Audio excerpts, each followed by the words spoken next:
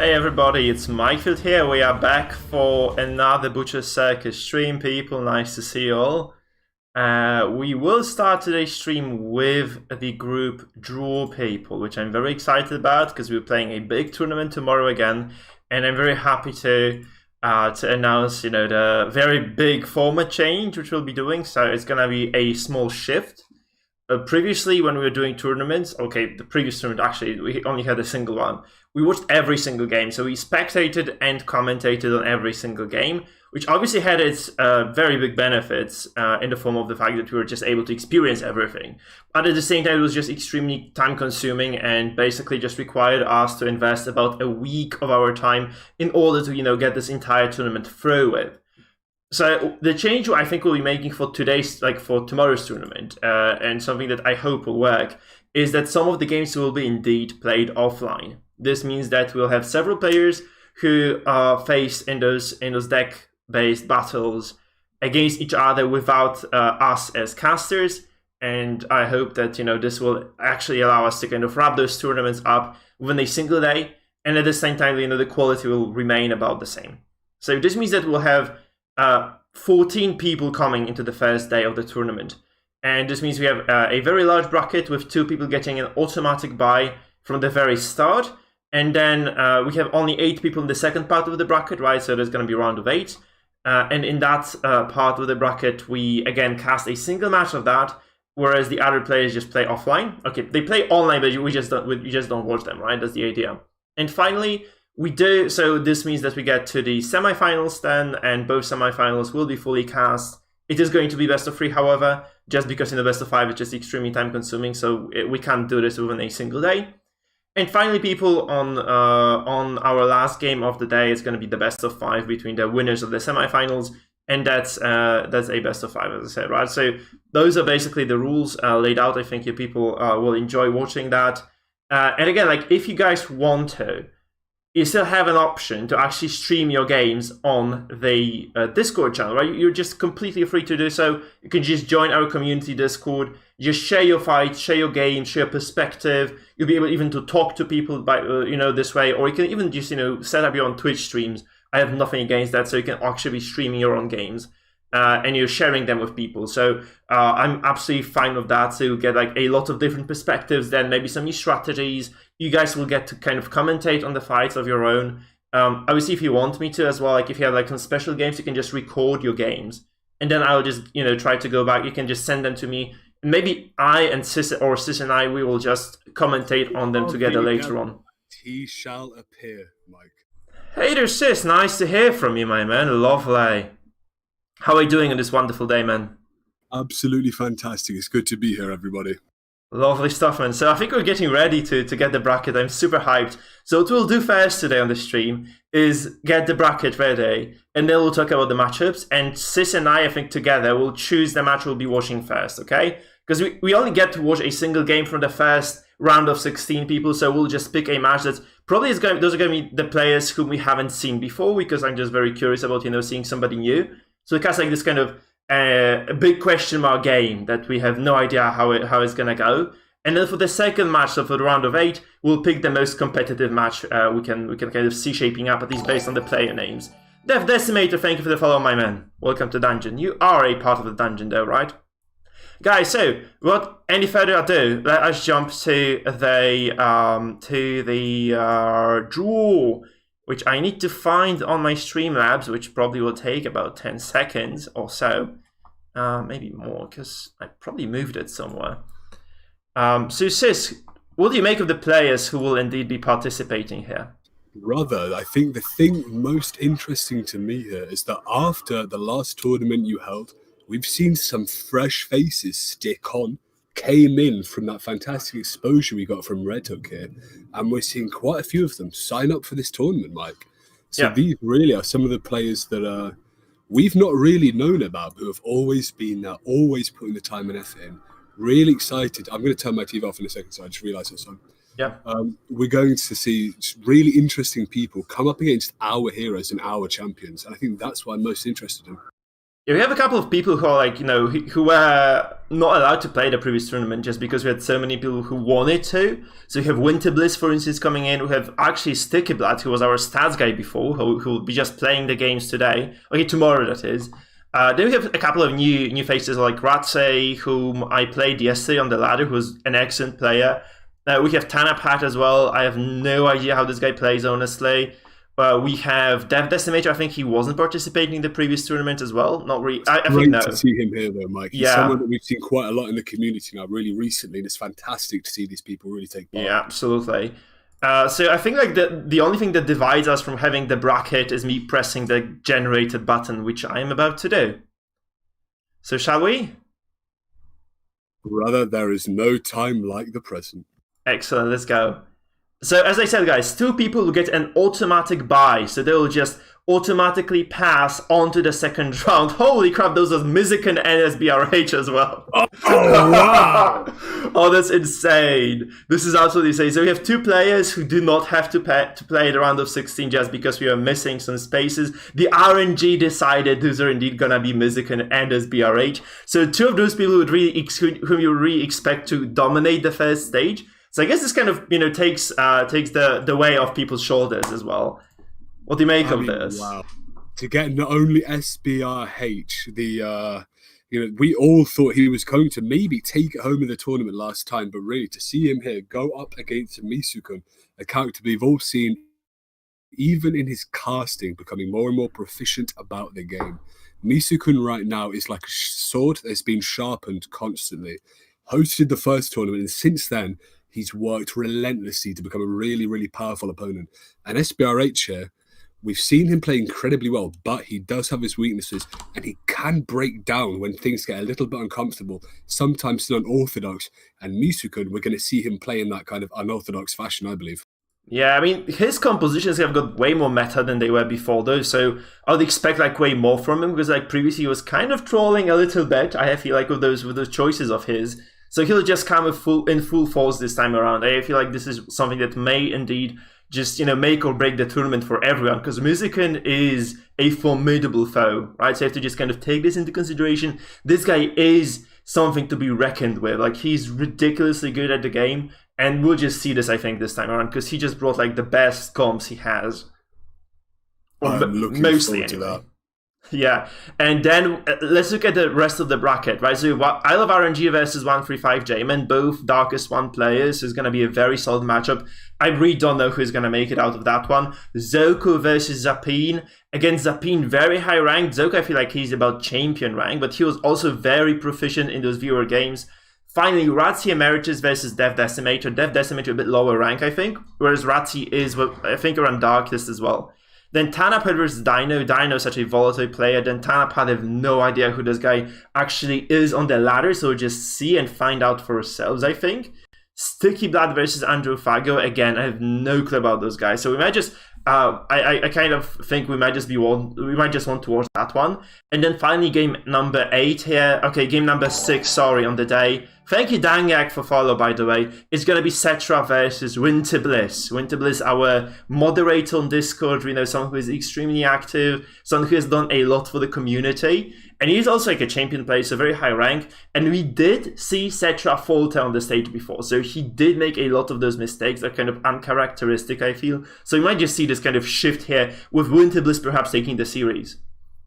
Despite the rank difference. Mike, I was about to list off a few of the games I thought were going to be my picks to watch. Quite frankly, Mike, I'm picking every single one of them here. Isle of RNG versus J-Man, I believe that's the Jeff Man. 2 people that have been in our community for a very long time, seeing which one of those will come up trumps. Cannot wait. Likewise, Zoko versus Zapine here. Fantastic. Both of these guys helping me and Cherry in our tournament life. The one, though, that I think is really the question mark to both of us, Mike, here. It's Dev Decimator versus Ratzi, don't you? Oh, well, I feel like Ratzi might hold an edge in this one, honestly, because Ratzi, I did play against him yesterday. He was a very, very tough opponent for me. So I feel like in this case, I would kind of put all my apples in the Ratzi basket there. But obviously, I haven't seen Dev Decimator play in a while, so he might have just improved significantly as well. I have no clue. Well, even if he's not been playing, he's definitely been active in our community for Yeah. a very long time, Mike. So, I mean, this is a guy that really, I think, in the Mikefield community, we want to consider somewhat of maybe not an underdog, but again, a dark horse. Really love to see these kind of characters come forward. Yeah, absolutely. And then we look at the rest of the bracket and kind of playing out. So we'll be watching the first game. So, Sis, if you were to pick one game to watch tomorrow, because we will only be watching one of those six matches you see here, which one would you pick? Ooh. Oh, brother. Because we can only cast one of them. That's the problem, right?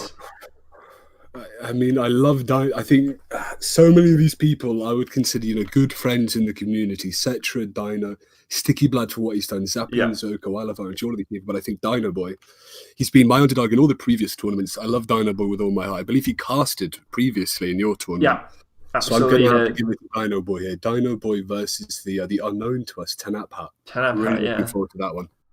Okay, so for me, I feel like the Sticky Blood versus Androphago would be an interesting matchup because first of all, I've never seen either of those two guys play. And second of all, Sticky Blood with all those crazy stats, I just think he has a lot of data coming into this tournament. Absolutely. And I'm just curious as to... I think he deserves it for what he's done for the community. So we might just cast that one primarily. I mean, obviously we can kind of decide on the day, but I feel like if I were to pick a game, I would pick game number 5 there from this bracket. So Sticky Blood versus Androphago, especially like Androphago. I have no clue who this guy is. Maybe it's like it's a different nickname. I have seen him on the ladder or something, but I'm just very curious as to how it's gonna go with the man.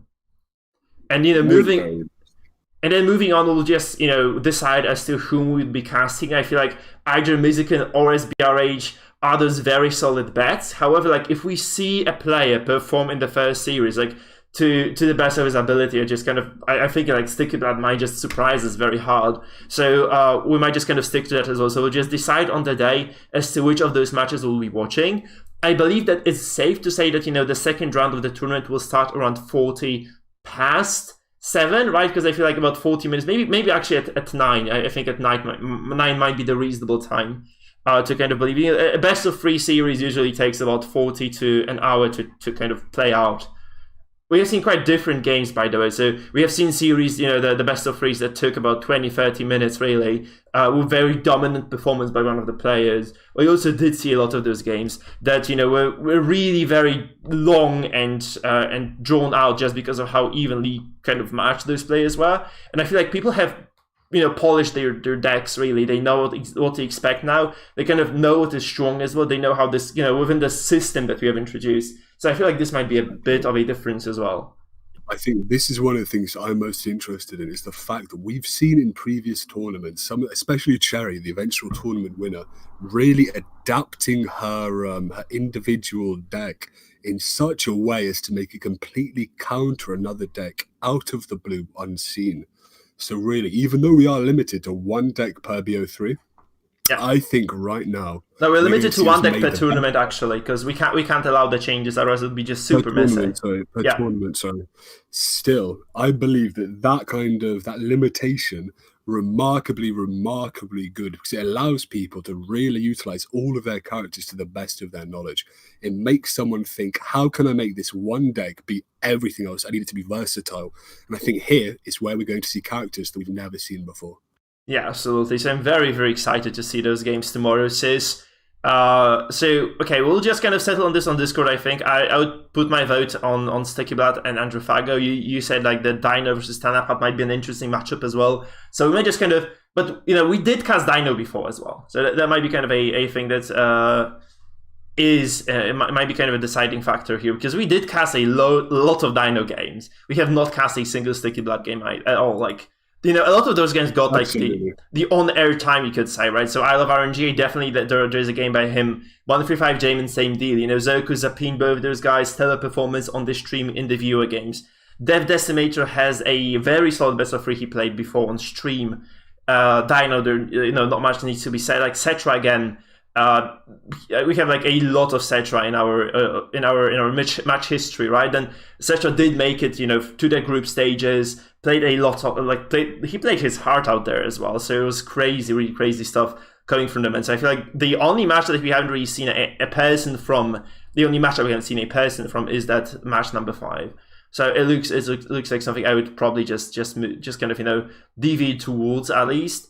But yeah, again, like I feel like that also match number 6, like Cetra versus Winter Bliss, just because Winter Bliss is there indeed. He's like strategically a crazy person. I would also love to see that one too. It's really a hard decision to make in my eyes anyway. I think perhaps we can do maybe a little bit of fidgeting with the frame, or best of 2, best of 3, whatever, maybe to try and get a few games in. Yeah.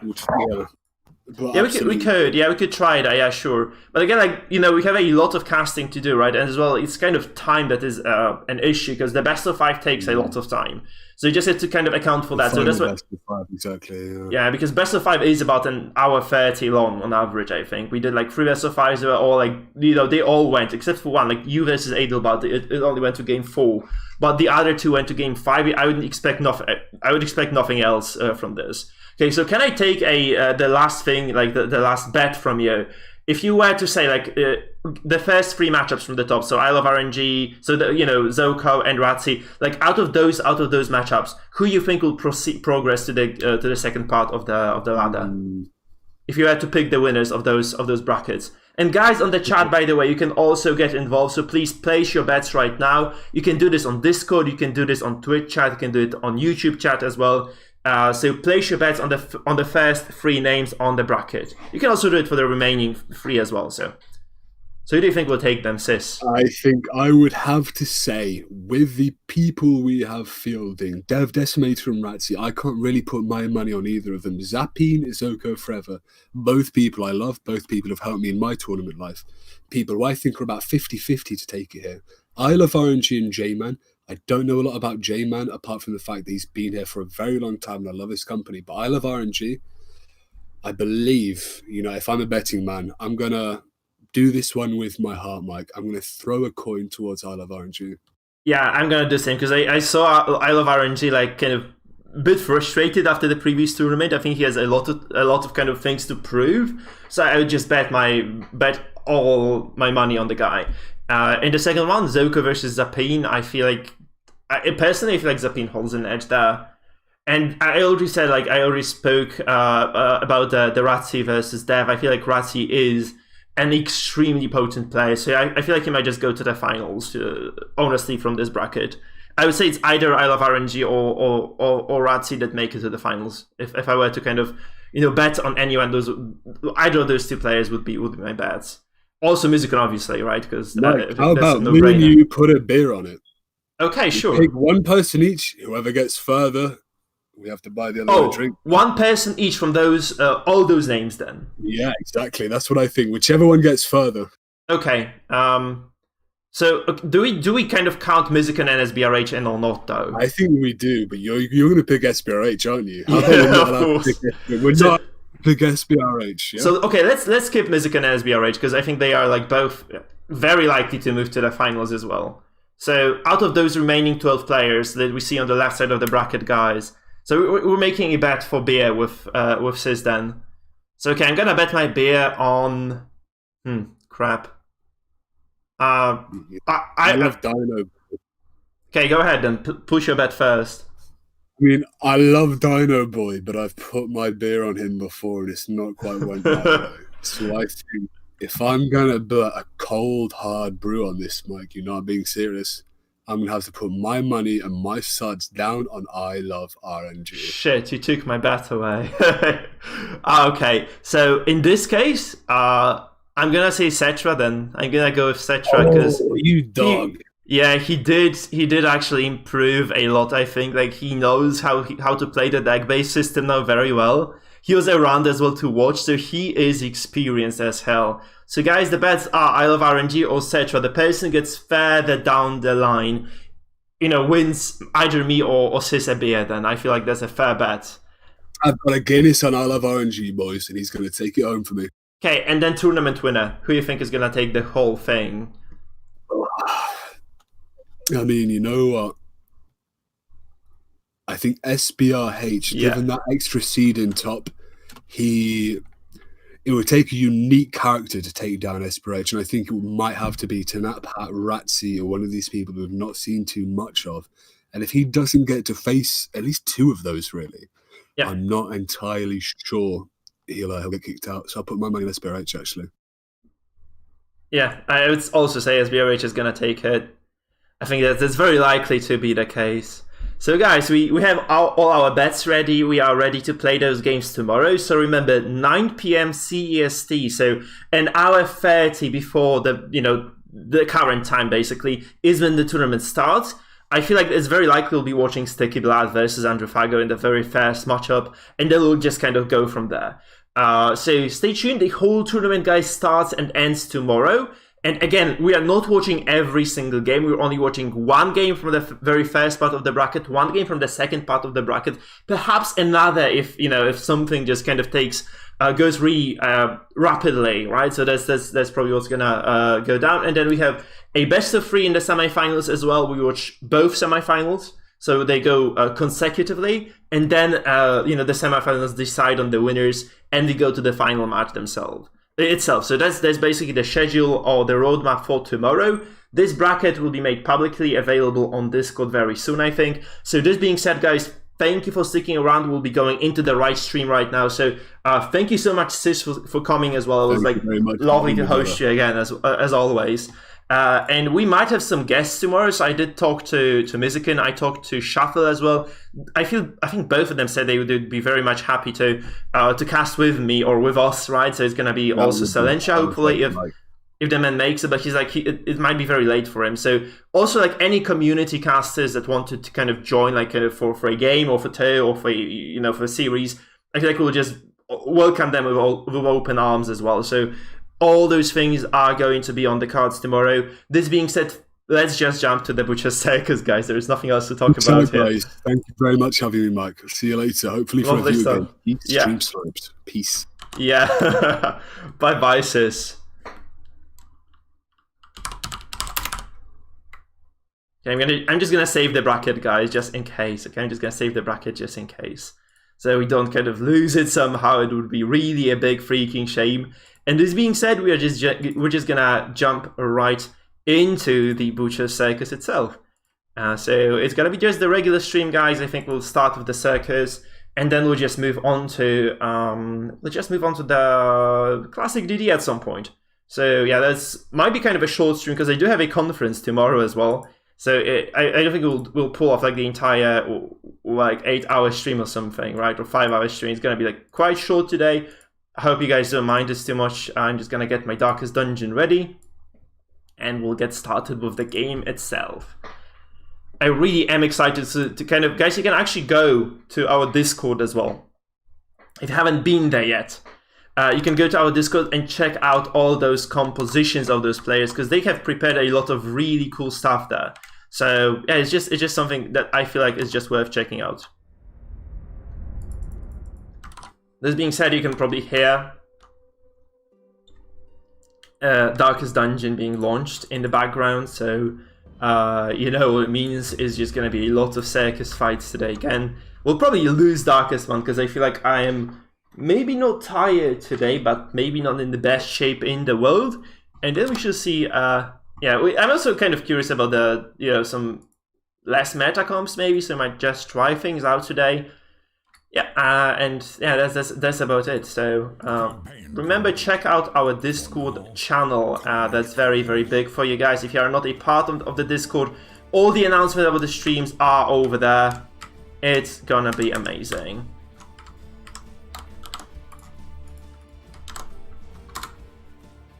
So please do let me take a while, because I do need to actually paste the bracket for everybody. It will be fun. It will be fun indeed. So I'm just gonna post the bracket from the get-go, guys, and we will move on to the actual, Darkest Dungeon proper. So what matches are you guys most excited for, by the way? Because you did see the bracket, so you probably know what's kind of ahead, what lies ahead anyway. So what do you guys think? What will be the most fun thing to watch tomorrow in terms of those matches? What games would you guys like to see the most?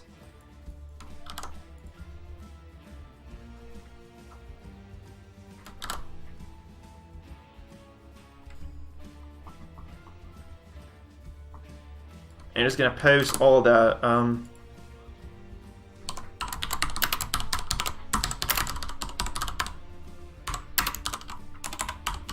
okay, that's it. I'm ready to start streaming because everybody knows what's up. I think that's gonna be fun. Yeah, your match definitely. Yeah, Cetra, your match is gonna be cool, and then J-Meadows I Love RNG is also gonna be super exciting. But I feel like actually giving people, you know, like some new players at least some opening to kind of show how good they are is also a good idea. So I'm kind of thrilled to see that as well. I do want to play this comp because I only get like a single game on it before, so I'm very thrilled to kind of check it out later. Or check it out again at least. So maybe Command. I feel like maybe Command is necessary. I'm just gonna drop this, take the Repose here. Retribution. I'm gonna take the shield as well. I'm kind of. I feel like this is gonna work well. Let me just kind of switch to the game screen, guys, so that you see what I'm talking about, because I feel like I'm talking to myself right now. It's gonna be fun. It's gonna be super fun tomorrow for sure. You can see what I see now, I think, so that's perfect. And let's just get started with the ladder. It's gonna be some exciting games today, guys. But what I'm really thrilled for, though, are those games tomorrow that we'll be playing, right? It is something to really look forward to, I think. Yeah, I'm just super thrilled to kind of get to experience another big tournament. And you know, guys, this is just a first part, because the two people who get to the best two spots will indeed earn their place in the big tournament that will take place later. Oh, that's Cetra. Son of a bitch. Cetra, are you doing that? But they'll take part in this 8-man tournament. Cetra just sniped me. Absolutely. Cetra! Yeah, sure. I'm obviously kidding, that's fine. Oh, this is the same composition as well, what the fuck? I know he didn't snipe me, I know, it's fine. What the hell is this guy? Why are you playing the same thing as I am? That's not normal, man, that's not normal, this is uncool. What is this shit? So... yeah, I feel the right opener here would be just getting my my bile off first. Just, you know, to... Man, that's ridiculous. It's... yeah, it will be on my deck as well. That's something that won the previous tournament, basically. So yeah, I would definitely be just kind of trying to practice this one before. He drops the balls. I feel like we can just actually force him to... And there's the question, what do I actually do? Is he can probably just transform this, so I need to get rid of this first. This is my priority. Hey, Heart of Bogatyr. No, Heart de Bogatyr. It's going perfectly fine, my man. Lovely to see someone new here as well.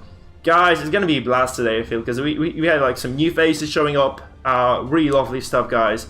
It goes to the obvious one as well here. That's kind of a given that he would have done that, or that he was going to do that. So yeah, I'm just going to go for... I guess Retribution of my own doesn't sound that terrible, though he has a lot of dodge across the board. So it might actually be... how does he have so much? The bolster, right? The bolster. So I might just drop the command here, honestly. Because they do have the riposte already kind of popped, right?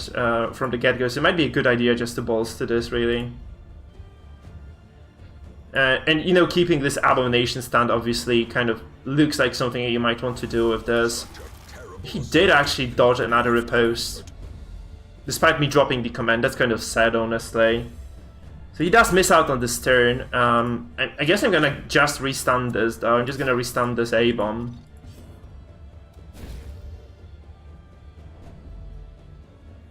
Yeah, okay.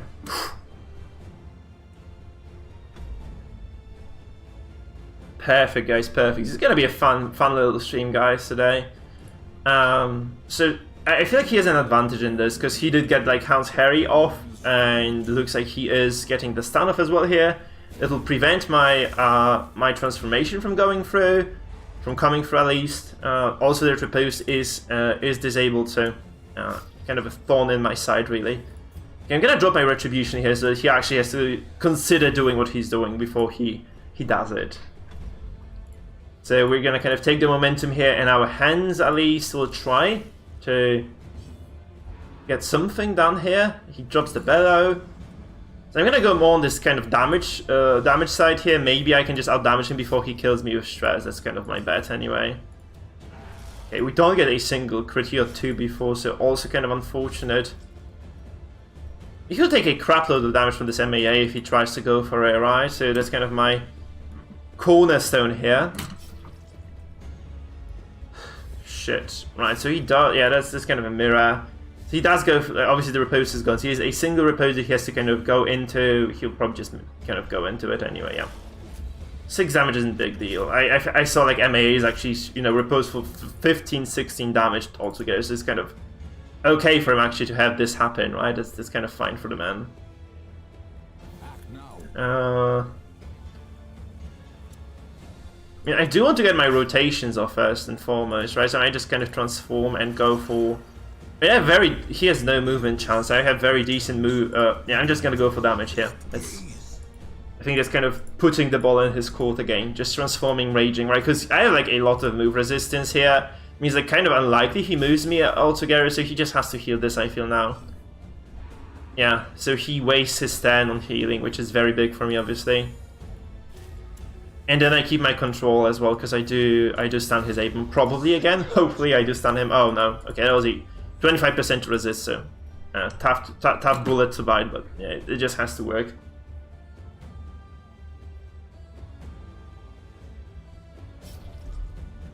Yeah, you are too late, yeah, because we already did the bracket draw, man, sorry. So it's past the deadline.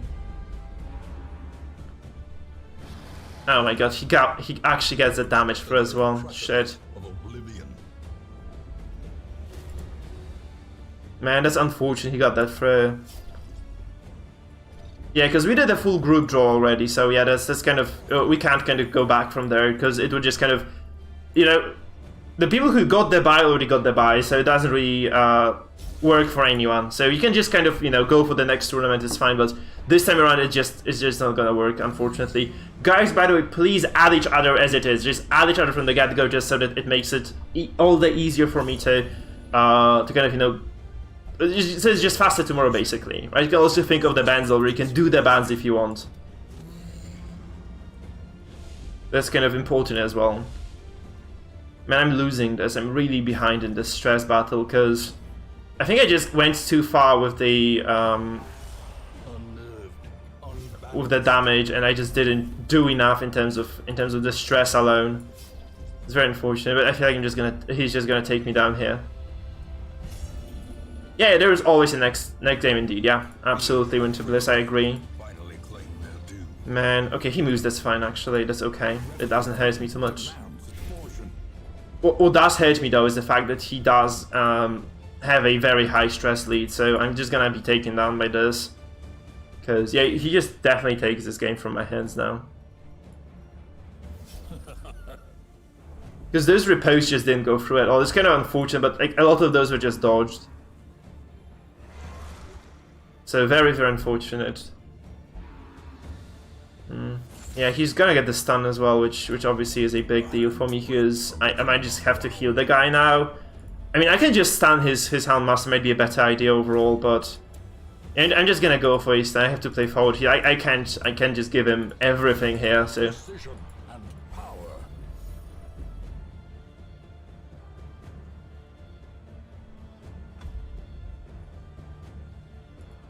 And you're just most welcome to just simply watch the tournament anyway, so that's a possibility as well. Right, it's probably the best, it's probably for the best. Like, watching is the most fun part, actually. I hate playing tournaments, I love watching them though. So I feel like you'll just probably enjoy yourself way more while just, you know, watching the thing. There can be no hope. Can't guarantee that, but I feel it's very likely to be the case anyway.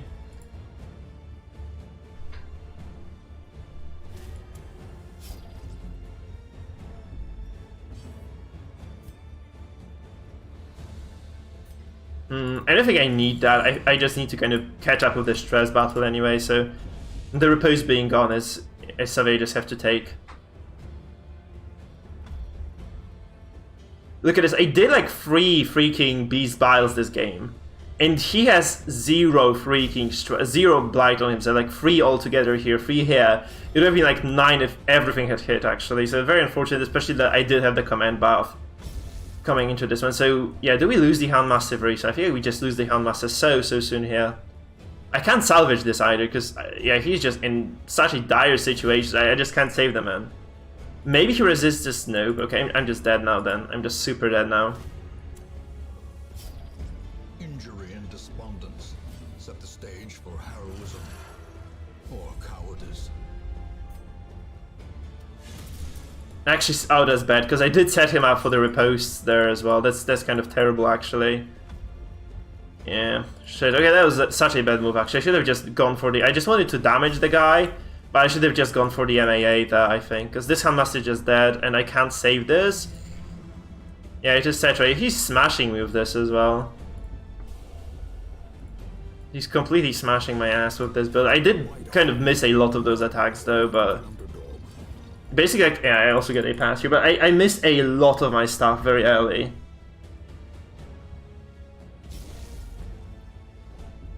I just kind of missed everything, really. There was to be missed, I missed, like, at the start of the fight. I got a lot of crit stuns, but that's basically everything that I had going for myself.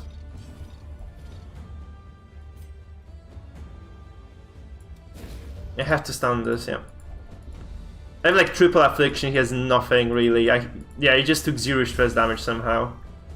So maybe, I also kind of, that's kind of funny because we have the same composition. I was missing him all the time, despite having command. He hasn't actually missed a single character of mine either, so it's kind of all dodges really across the board here. I'm not really happy about this, but yeah, I feel like he just played this better, like he played this more controlled style, I guess.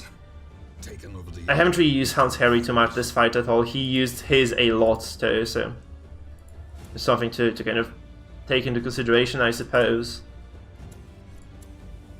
The reveling throne demands its portion.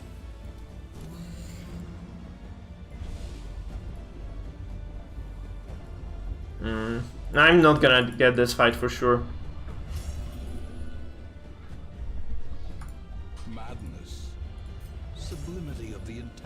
Yeah, I was like, I kind of put a lot of my eggs in the A-bomb repose basket. He just kind of went into the repose like several times with the Houndmaster and with the vest, and I just got 0 damage done with that because he dodged everything, seriously. Which was just so disappointing, because I would expect that the OT to kind of take over, but it just didn't do any damage at all. It's like none whatsoever, guys. I do have an opening now, right, obviously, to kind of transform and do stuff to him, but... Might just be forced to do to drop the absolution here, though. That's kind of the problem, right? So I'll just go for a stun here, really. Just get the... No, I didn't disable. No, I keep forgetting about this because I was making a video, so I wanted to keep like all the original skins in place, and I switched it out for that, and I just haven't switched it back. I can do it after the game though. It's just kind of instant. So I didn't disable it. No, it just kind of went away. In a natural fashion, you could kind of say, right? Now he's got me. Now he's got me. There's like I literally have 0 things I can do here right now. He gets the stun as well, so he gets like full control over this. Terrible vistas of emptiness Like, reveal themselves. yeah, maybe I should have just gone all in with the in the offense here. But he also is running like those high stress trinkets, and I'm running the repose trinkets here, which the repose didn't really do anything for me at all this fight. I'm kind of surprised actually. Because I have seen repose do so well against stress, but it just didn't do anything this game, like totally nothing. This is very disappointing, to be honest. I'm so fucking dead as well, man. This sucks, but I just feel like I have nothing I can do here. Hands are completely fucking tied here.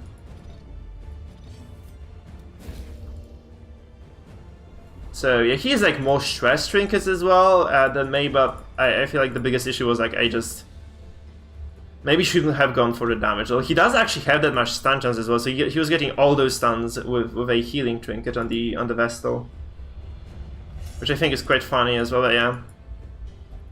One can sometimes find clarity in madness, but only rarely. Unlikely to go through, but it does go through anyway. So yeah. Man, come on. Yeah, I'm so dead. I'm so dead. GG's, Citra. GG's. I can't win this. There's like no fucking way I get this now. So see that apparently the thing I should take away from this is that I should be going more stress oriented than than DOT, because I thought I was gonna take over with the DOTs. It's fine, Cedric. Like you just played a better game than me there. So yeah, I should just probably play this in a stress manner rather than just playing this as a kind of defensive game with DOTs and repose, because repose just didn't work for me somehow. That's ridiculous, but it just didn't work for me, guys. Love your videos. Good luck with the games today. Thank you for the donation, man. Lovely stuff. Guys, appreciate Heart. Heart, are you a member on Discord? By the way, are you on Discord? You know, it comes with privileges if you do donate, so do let me know if you're on Discord. Like, do kind of send me your nickname. Thank you so much for that. That's our first donation in a long ass time, guys. There are no words to kind of describe how much I appreciate that.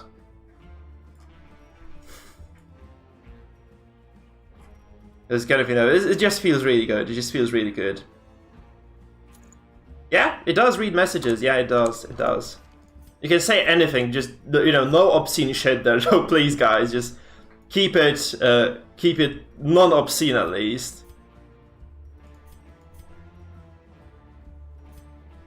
They could optimize a bit, just kind of go more crazy. I feel like this is an okay trinket though, because the stun chance is okay. You get the blight as well, so you get like double stun composition this way. You get like a lot of blight from the biles, but you didn't take any blight damage at all, man. That's kind of funny, right? You just never read it. I think I used like 3 biles in a row, and you first of all dodged all the riposts, or just took no damage from the riposts, or you just kind of dodged as well when I was casting that on multiple characters. It's kind of, I feel like I would have just done more if I were able to hit my mark. Especially that I was actually, I did use the command on the MAA. It was kind of crazy. Yeah, Winter Bliss knows. No, he knows. He knows what to expect.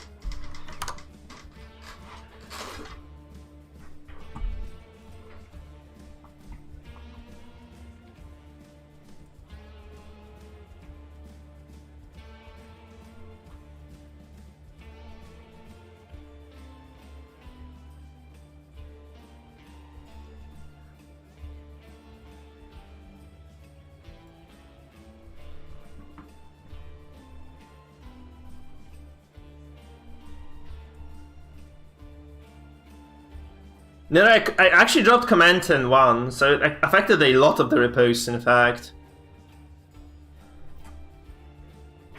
They just didn't come through at all. It's crazy, because in the tournament I saw like a lot of those crazy high damage riposts as well. It was kind of insane, really, because I did see like people thought like getting like, crit for 18 or crit for 20 with a single MAA ripost or something. My MAA just kind of either missed the mark completely or just riposted for 6. So I feel like I was just gonna do a lot of damage with that, which obviously just wasn't the case at all. I'm kind of baffled by why. By the reason, like, because I had like so much accuracy as well on the man. Because I had like the shield and the accuracy trinket. So it was kind of suspicious, really. I got 0 things off there. It is what it is, though. It is what it is. So this is a mark team, I think, right? It's a heavy mark team. It looks like it anyway. And my team doesn't quite perform that well against the heavy mark teams, so he goes for a stun, I believe, just that's kind of the only right play. Yeah, he does indeed go for that. So the thing I can do, like quite a few things actually I can go for. Like I can go for a stun on the occultist, which disables the damage, disables the mark from actually working. But I probably want to also guard the abomination then, because that's a very likely target for the guy. So I do need to remove the mark first of all, and then I probably need to guard the guy as well, because otherwise I just might risk losing him altogether. He does have the gauntlet, so kind of going for a stun is a 50-50, so I'm just kind of risk it. A dizzying blow to body and brain. It is a gauntlet. Here's the finisher as well. This is kind of way less pressure than he would have normally had. That's kind of a saving grace for me, perhaps, at least to some extent. I mean, so I could bellow this, honestly, but he'll just, flare the bellow then. I suppose. I could just guard this. I think guarding is more reasonable here. Just getting the guard off and, being safe. I feel this is the way to go for me. The Dan probably would have actually wanted to go for... Guys, what the hell is happening? Sticky Blood. First match tomorrow. Thank you, man. Everyone. Oh, that's crazy. Double donation today. Thank you, Sticky Blood. Guys, this is crazy, guys. Just huge kudos to Sticky Blood for doing that. That's outrageous. What's happening with you people today? It's like donation chain or something. That's just absolutely ridiculous, guys. Thank you so much.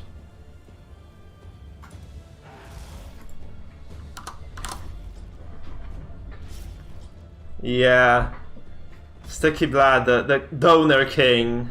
He donated the kidney to the stream, guys. Just appreciate him now. Okay, that's actually bad, because he marks my freaking Handmaster there, which is going to be the next target of his, right, I suppose. So I do need to keep the Vestal ready for that, I guess. That's just kind of a big deal. Frankly, that's a big deal.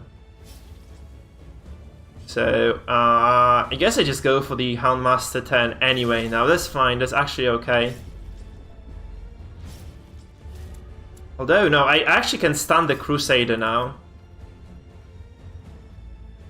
So that he doesn't stun anybody in return, right? That's kind of a good move. I could also just transform, honestly, and just push him out, though. Because I do need to kind of use the Beast Spawn to its full capacity. I feel this is the best thing I can do with this. Because this means I also have 2 heals available, right? This means I can just heal the Houndmaster if need be. I can just kind of start using DMA to stress people, which is probably what I want to be doing.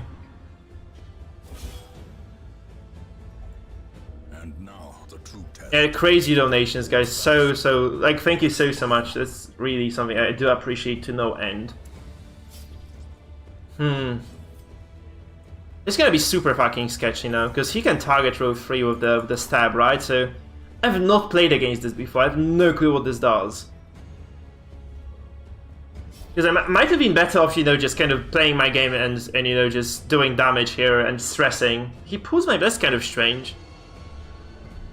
She also resists that, so it doesn't really do anything at all.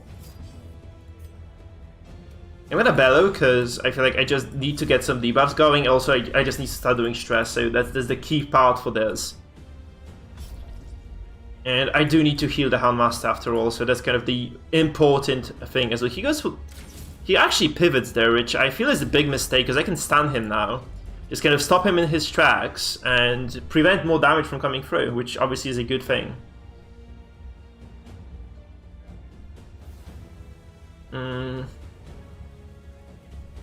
So they all can target like row 3 and 4, so I'm just gonna go for a stun on this occultist, I guess. Yeah, guys, you're absolutely magnificent. Thank you for the donations. Lovely stuff. And this game is kind of looking okay, I think, because I did a lot of stress already. Obviously, I'm kind of getting, you know, messed up a little bit by those characters here, but I feel like I'm doing all right overall. I guess I'm just gonna untransform now before he does enough damage to me. I'm just gonna untransform, get another stun off as well. So getting some control going is also very important. I do have the stun trinket after all as well.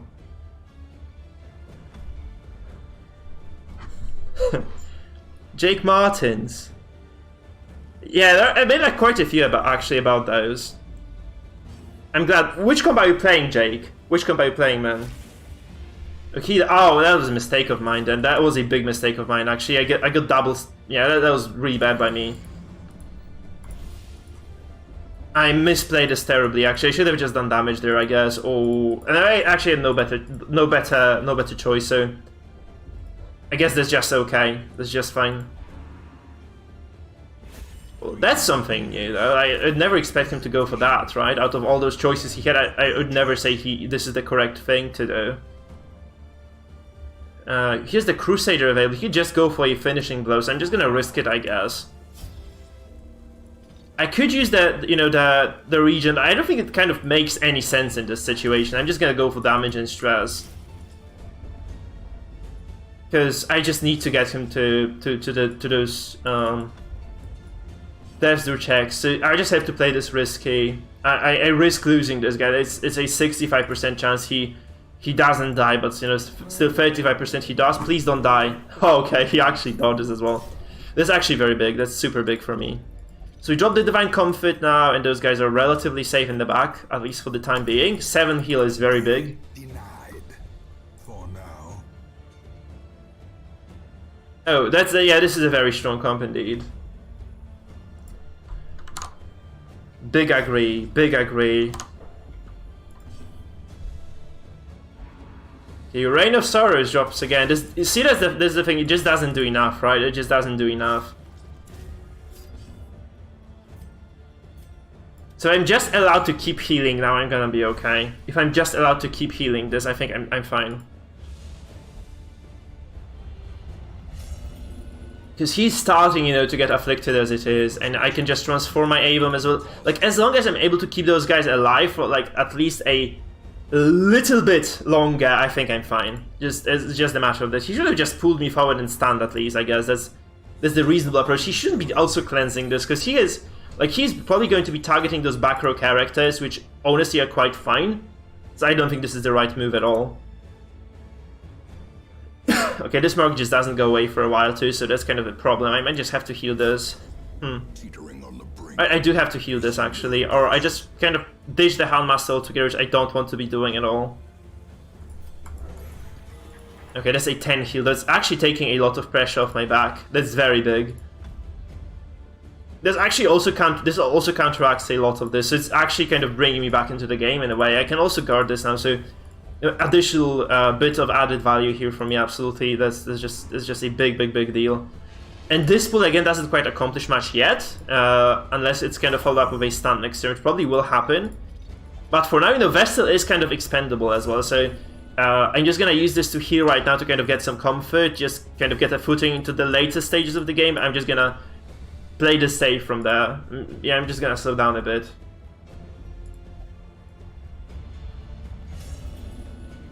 This is, by the way, this is a comp by Sis, I think, or by SBRH, by one of those two guys. So, oh my, that actually kind of stops me in my tracks. Though that's really bad. This is really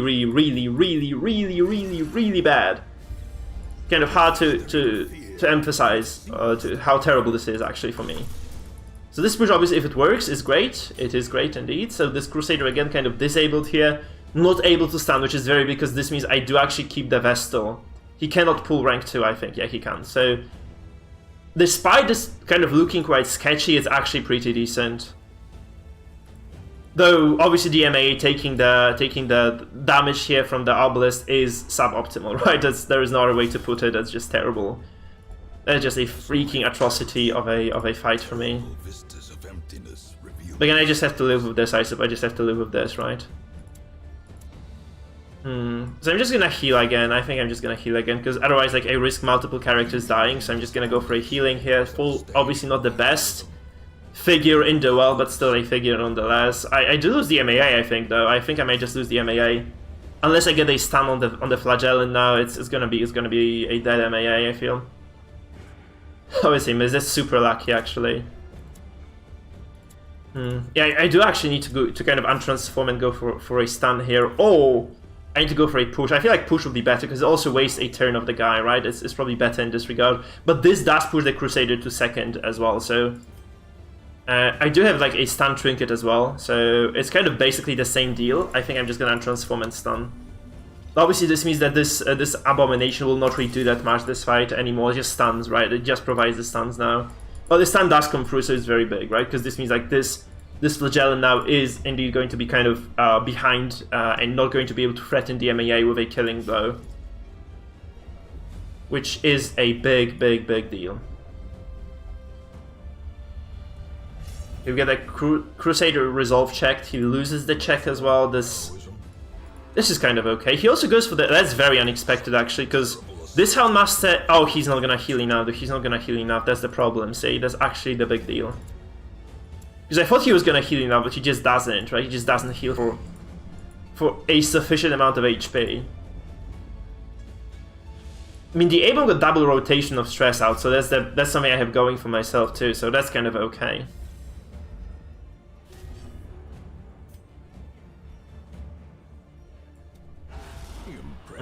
Yeah, this Houndmaster is dead, I think. But I do have a decent situation in this game overall, so it's not terrible altogether. It's just not great. Yeah, I feel like the Houndmaster just dies now because like two very likely or very high probabilities that he kills this. Also, he can just also threaten my MAA and kill him at the same time. So it's very bad for me. Okay, he actually doesn't get that. That's super big. I'm just gonna make the most of those kind of semi-dead characters, I feel. That's the right thing to do. So I'm just gonna go for a Hound's Harry again. Because, yeah, I need to kind of go all in on this one. He might just kill my Houndmaster. I feel like this is the time where we just kind of flip the switch and go hard. Because he's taking a lot of stress now, right? He's like 168, 138, 160, 111 the Flagellant as well, which is huge. It's just ridiculously big right now for me. I'm getting all those things going in my favor now.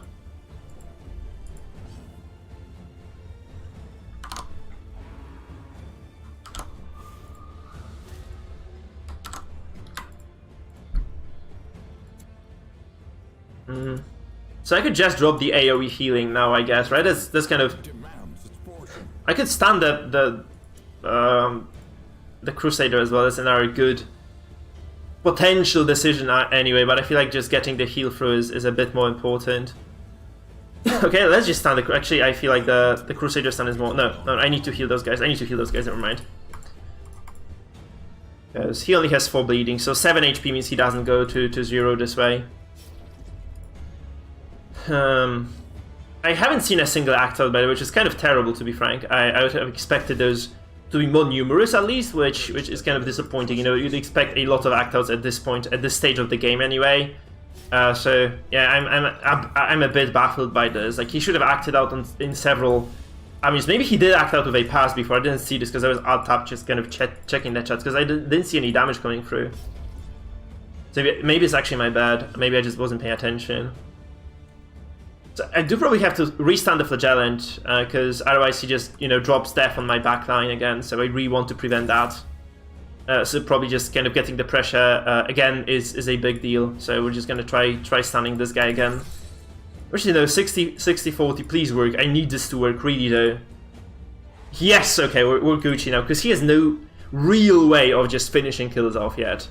Because of that, right? He just doesn't have a good, solid, reliable way of getting those devils, unless he just removes this with the flare, which means I can just restun him again, by the way, so it's not really that terrible at all. Okay, he drops the Hex on the Vestal. She might die to this, actually. There's not a bad act out at all. Shit, that's actually a brilliant act out, in fact.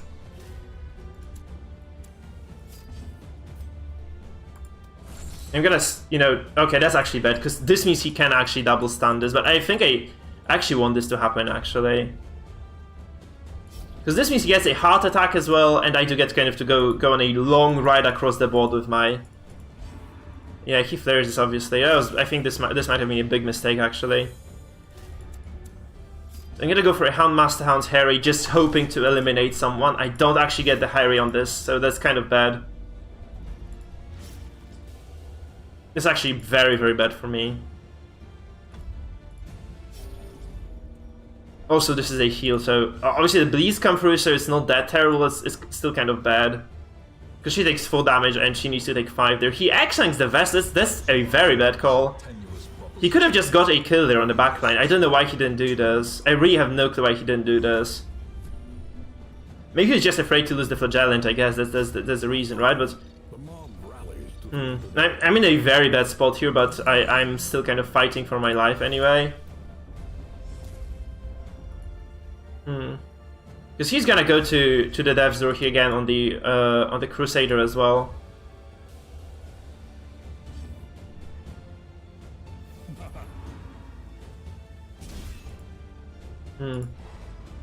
So just hope for chain heart attacks now, don't we? Right? We're just hoping for chain heart attacks. He's lower death blow res. I'm just gonna go with him first. He marks himself. That's not good actually at all. That's not good at all. Okay, that's... Oh, that didn't kill him. Actually, I thought it was gonna kill the Satyr. It didn't kill the Satyr at all. But it does actually, I think. Oh, it actually missed the Arbalest. Oh no, because it would have killed her otherwise, I think. We got too close to dying either. It just didn't work though. He may just heal this. He actually goes to stab. He hopes he kills this. He doesn't actually though. It's kind of a big deal for me just getting those kills right now, but I think I lose this overall though. We get double death blow here. That's not terrible, obviously. So this is dead. This is dead. She's at Death's Door again, but she's not dead, obviously. Again, no. Oh, she's actually dead again. All right. That actually, that's gonna be a mano a mano A-Bone versus Flagellant at this point, which is not good for the A-Bone. So we lose this though, despite that kind of chain kill that happened there. I think we still lose this, but yeah, it was a worthy fight. Yeah, the chain. Look at this. The chain death blow was glorious, but this just doesn't cut it, guys. Don't get me wrong. It probably just doesn't cut it. Baker Burfkan, thank you, man. Thank you for the follow. Welcome to Dungeon. Lovely to have you as always. Lovely to have every single new member. Guys, if you haven't followed or subscribed yet, please remember to do so. Very, very, very big deal for me. Please get stunned now. We have to get stunned, bitch. Get stunned! And he exsanguinates to full HP again. That's the problem now. Unless he acts out like in some ridiculous way, he's just gonna keep healing. He has 2 Exsangs left, so...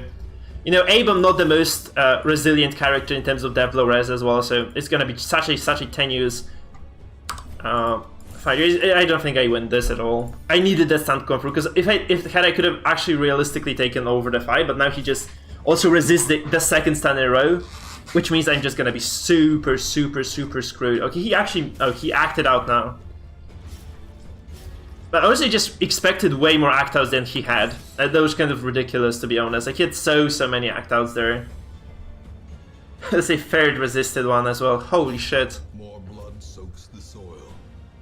Oh, that's so unfortunate. There's like three stuns in a row almost now that he didn't take. Not almost, those were 3 stuns in a row he just didn't take, right? So... I'm dead. I'm super fucked now. I can't heal this either because I'm taking 18 damage per turn, so he just takes this over. Yeah, and also those stun resists obviously not really the biggest, not the most user-friendly thing in the world either, so...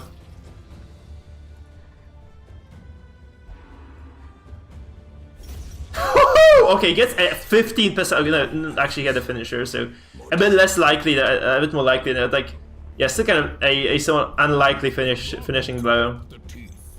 Yeah. Man, I didn't like that game. I feel like I needed some more act outs there to kind of make it work. I don't know. I feel like I was playing this correctly. It just didn't work in the end anyway. Which maybe those double stuns. I kind of let him cleanse the double stuns twice. Maybe that was the big kind of the losing point for me.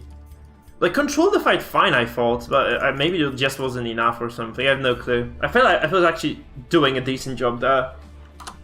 Especially if he wasn't playing the strongest comp in the world, I just still lost it. And it feels kind of disappointing, to be honest. I'm kind of sad about that, because we lost to a very bad composition altogether. And he I feel just played better overall. I have no idea why I lost this, but I feel like he just lost it because he was just doing the right things when I was doing the wrong things overall. Maybe needed a bit more good RNG, but I also kind of got lucky with not losing my guys. You know. So.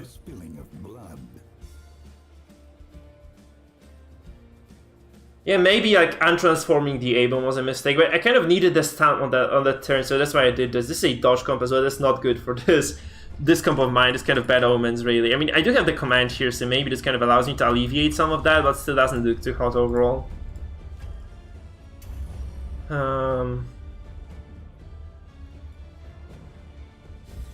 He had so much dodge as well. That's not great at all.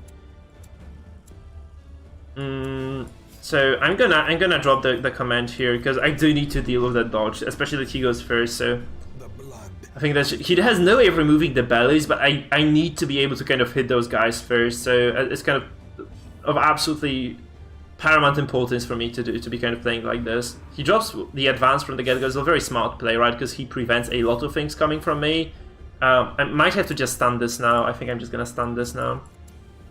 The vessel is just going to stun this guy here. She takes 15 damage as repose though. It's painful as fuck. He has no really... Man, my repose just never works. My repose just never works like this. I don't know, like, I played so many repose characters, they just hit for like 7 or 8 every time. My fucking Highwayman with the same setup, but he was doing 0 damage there, like he was reporting for 7 to 10 with Vendetta on, and this guy just demolishes me here. And it's kind of annoying, to be honest. I'm kind of salty about this, to be frank.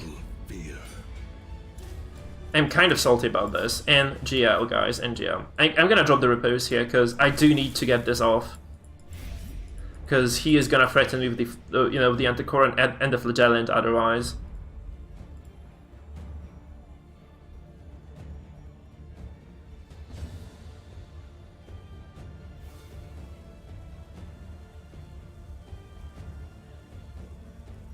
Maybe I should have just, you know, pushed the Flagellant out, though. That might be a mistake. I am kind of new to this comp, so I kind of don't get the gimmicks of it yet, but I feel like I would just be playing this wrong. I should be just maybe playing this more offensively. Also, this would have kind of put my Vestal out of the, you know, out of the threat range there. Maybe this was a correct play.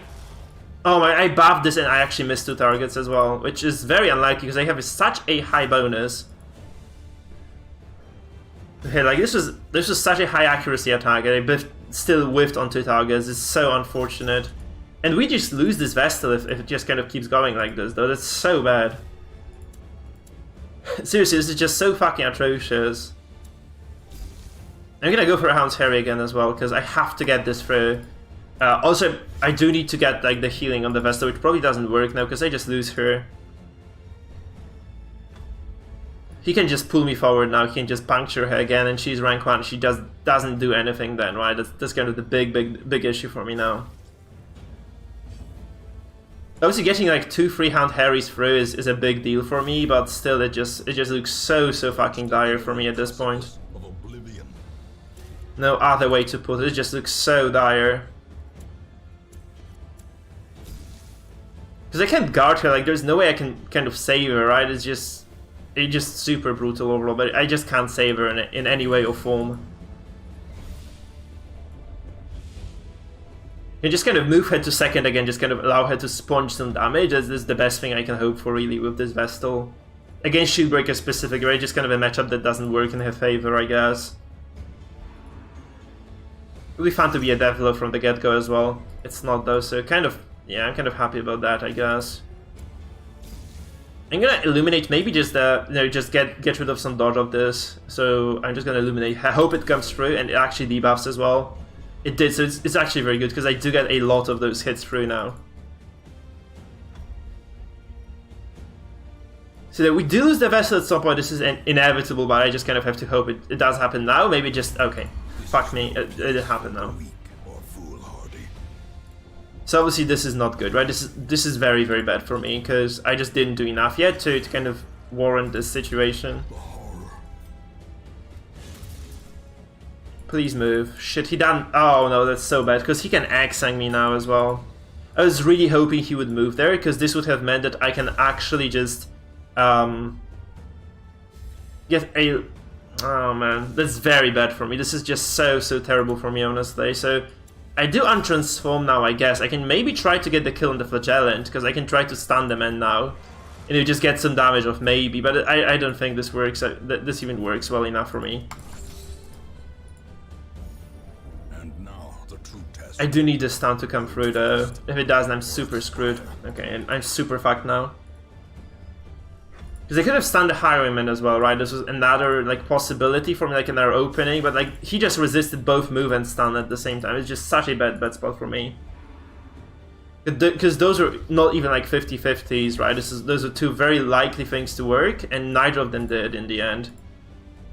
So I just needed either of them really to come through. Neither of them did. So right now this Flagellant just does the worst possible imaginable thing to me, which is obviously this, this Exile, which resets the entire fight. I have 0 stress dealt. I haven't done any damage at all because he just reset it all with a single move, and he did like a lot of damage to me as well at the same. It's just so sad. Honestly, this is just so sad. So he has like full control over this fight. Now it's really, I just needed to either stun this man or push him, and I would have definitely taken over the fight. Now he just fucking kills me. Like there is nothing I can do about this. And again, like what do? Do I just kind of go for a heal here? I guess I have to go for healing here, otherwise I just lose the Soundmaster as well. Because he can just, you know, he's the finisher, so I can't really do anything about that. He just kills me now. Because of the repose, right? Just moves forward with repose as well because I didn't stun the GR. I mean, so the Highwayman either, so I don't think he does get the stun resistance on Death's Door, and he is on it, I think. So I don't think he did get that bonus there. But he doesn't get bonus move resistance when I try to push him as well, so it's kind of another unfortunate kind of turn of events there. So we're just losing our game to some random guy as well. That's just one of those feels bad moments. Because yeah, I just have zero ways of controlling this right now.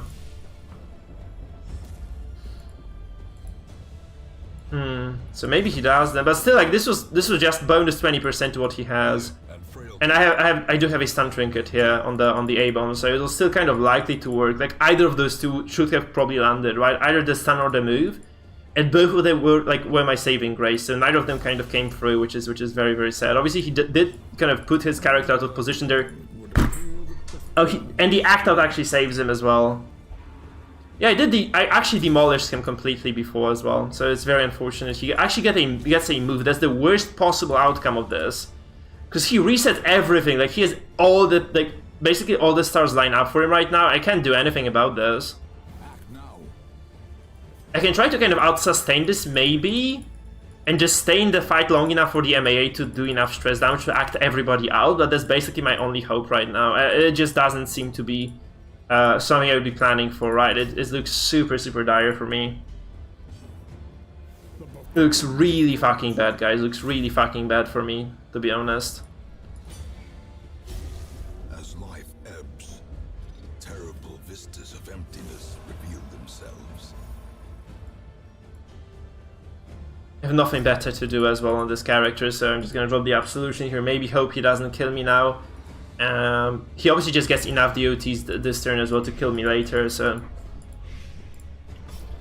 Man, it's such an uninspiring game. I don't think I made like any significant mistakes there. He just has a better team, I think, to kind of go against mine.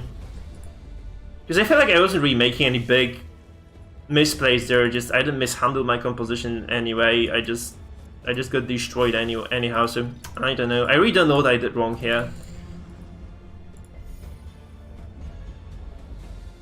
I mean, obviously the stress comes very, very late in this fight. I should have probably focused on stress a bit more, maybe.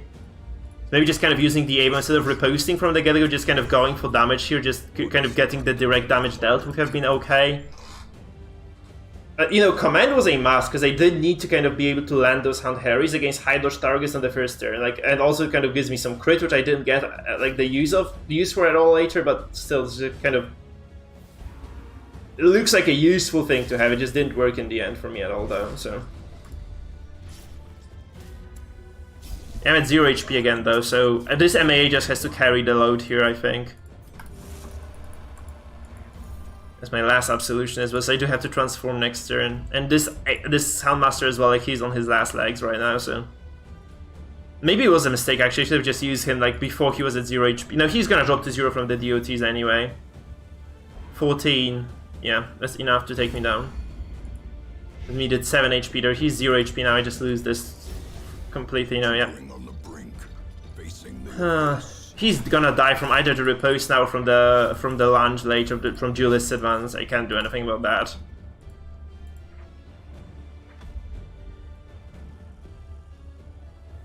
If you guys see me making any mistakes in this fight, just tell me, because I have no idea what I did wrong. Seriously, I have no clue. I feel like I played this, maybe not perfectly well, but I played this well enough, and I just didn't do anything. I didn't get anything done in this fight anyway. So if you guys see me making if you guys saw me making mistakes here, I'd appreciate criticism. I'm actually trying to learn this composition. It just doesn't seem to be working for me at all. Is it going to flagellant at all? Again, yeah. The walls close in. The shadows. I just don't think I made like any big misplays altogether, so I'm very disappointed to see this kind of going super, super dire for me again. He gets triple dodge as well. Holy fuck, look at this. Obviously no more accuracy buffs, but I do have the bonus from the trinket anyway. We get another pass though. This is kind of okay. I guess that's fine.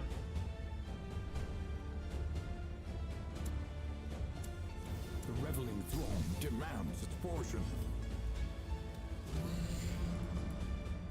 Yeah, because I actually was on the repose train on the A-bomb, but it worked so well on other comps. Maybe I'm just kind of overusing it here, so I should be just maybe just using him to mostly just transform and do damage. Maybe that was probably my mistake there, because this would have forced him to heal as well, perhaps. So maybe just transforming and going for this highwayman from the get-go would have been better. What do you mean by lost to RNG? Because I didn't even get killed too soon on those guys. I would have normally lost this fight much sooner than I did. So I don't really feel like I lost to RNG at all. Like mostly just bad play, I would kind of wager. But do elaborate, I'm kind of curious what you think. I do need to actually get this push, because otherwise he just kills me 100%. Yeah, so this is a single move that I waste of his. Maybe still... No, there's no way I win this. Because this MAA just takes so much damage per turn, it's just unsalvageable, I feel. The buffoon is flummoxed.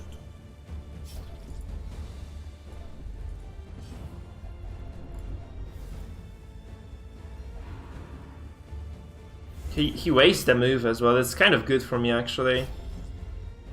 It's kind of good for me as well. So I do transform, I guess. I just need to... Okay, he does a very weird move. He plays this super passive now.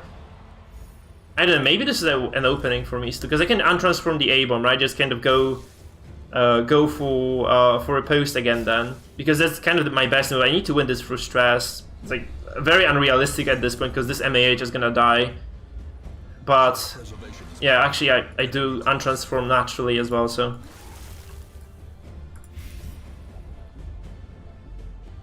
They get stressed by the anti-Quarren quite heavily, but I think this is enough anyway. This just doesn't look to be enough. Doesn't seem to be enough. So he advances. Now he's just gonna use the point-blank shot next turn to finish off the kill on the MAA. That just looks super, super bad for me. Yeah, I did, but that doesn't seem to be enough, I feel. That just... That doesn't justify the loss, I think. That just isn't enough to say that, you know, I lost to RNG. Because there's just way more to this game than just me missing 2 stuns, I think. So that's... I feel this is just maybe not irrelevant, but somewhat...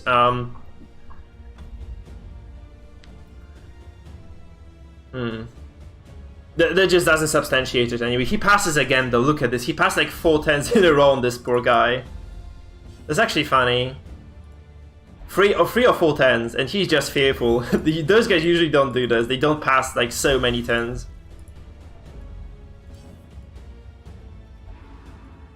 I mean, I do lose the MAA probably to a duelist advance or something now.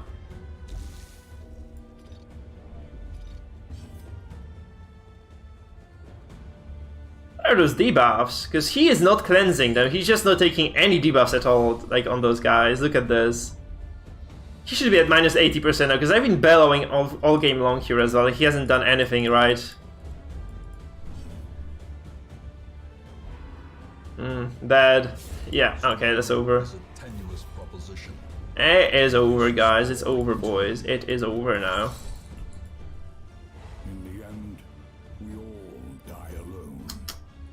I don't think this comp works for me, but like it worked for many other people, right? I also like a guy on the chat say that it's fine.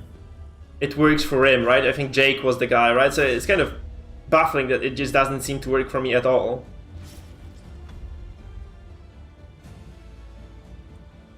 Because I saw it like demolish the meta comps at the tournament. It just doesn't seem to be working in this scenario here. I think this is a comp that Mangle used, by the way, right? That's what Mangle used, like very similar. This Shieldbreaker, Highwayman, Flagellant is. I think that's what Mangle was running.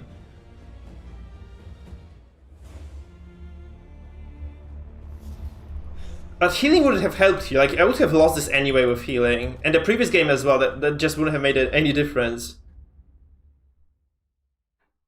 I needed stun, like, the Vessel wasn't healing at all in those fights. I had nothing to heal, I just lost to the DOTs.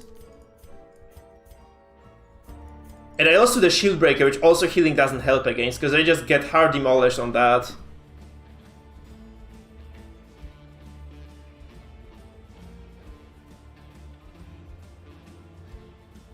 What do you mean draw? Like, no, match always concludes with one party winning, if that's what you mean.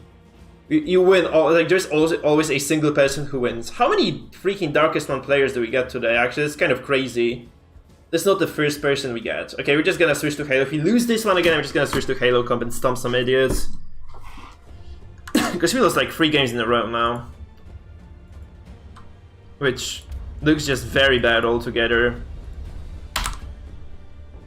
Chance is a big one. everything.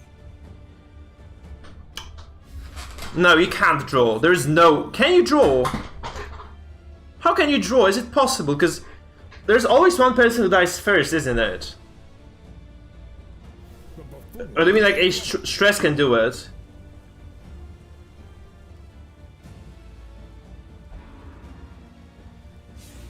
Okay, we get this. This is a heavy dodge comp as well.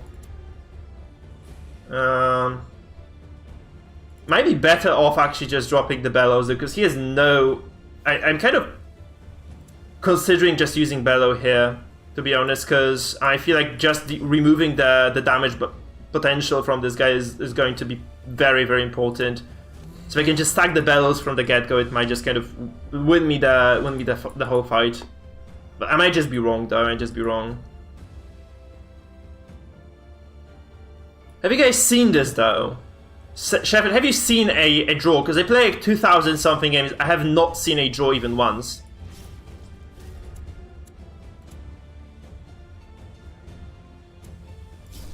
Okay, I guess I transform and go for the Jester, don't I?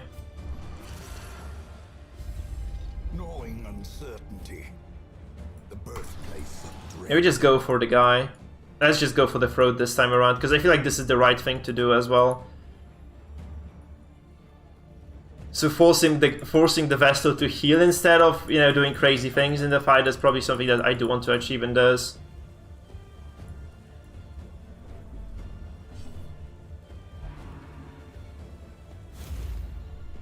He gets this. That's okay though, because I really don't need the Vestal to be doing heals here.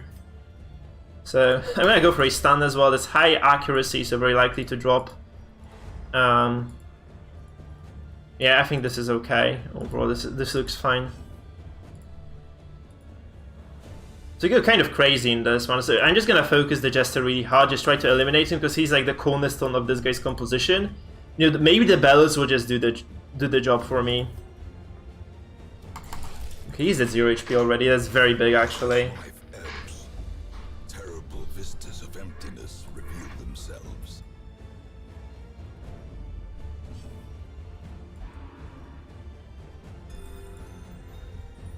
He heals for 14, so I might just go for another Hound's Harry, in fact, just to get the bleed going, right? This is what 4 bleeding already on the guy, so I should be able to kind of eliminate him soon.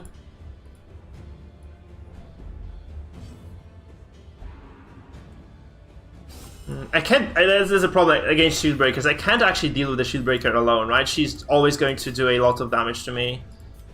Because I mean, I can't guard anybody, right? That's actually a very, very big deal for me. You can't remove the Bellow debuff, which is big as well, but it might just be too little again. I don't know. He was really hard on this Vestal as well.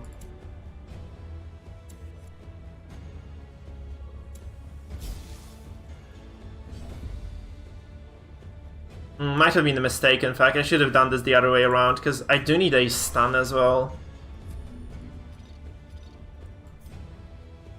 But yeah. I could have just restunned the Jester, now I can't do it anymore, right? That's the big problem.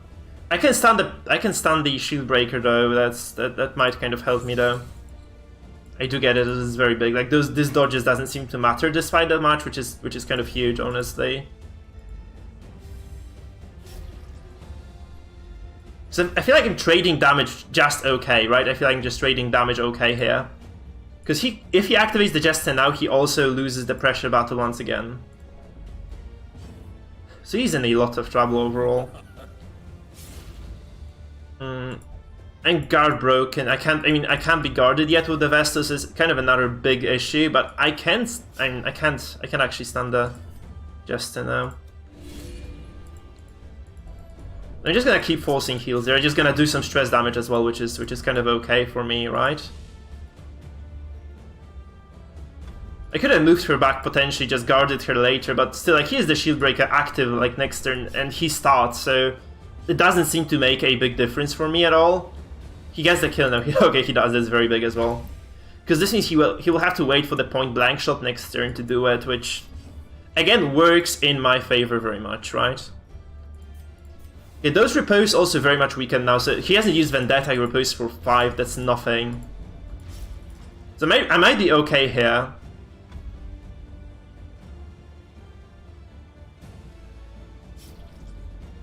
Actually, Abram slot 1 isn't that bad in this situation either. He has to get, again, he has to graze this. I can actually use the Abram again to do damage, so which is also fine for me again. So we bellow this now. And I guess I just slam the Jester out, right? That's the only correct move for me right now. Just slamming the Jester out of the planet. Or you know, I could try to stun the man as well. It's kind of more likely to work. He has minus 30 Dorten. I'm just gonna bump him out because this also prevents the bleeds from coming through, which I feel is just very big overall. He drops to 0 HP as well and moves, right? That's kind of big.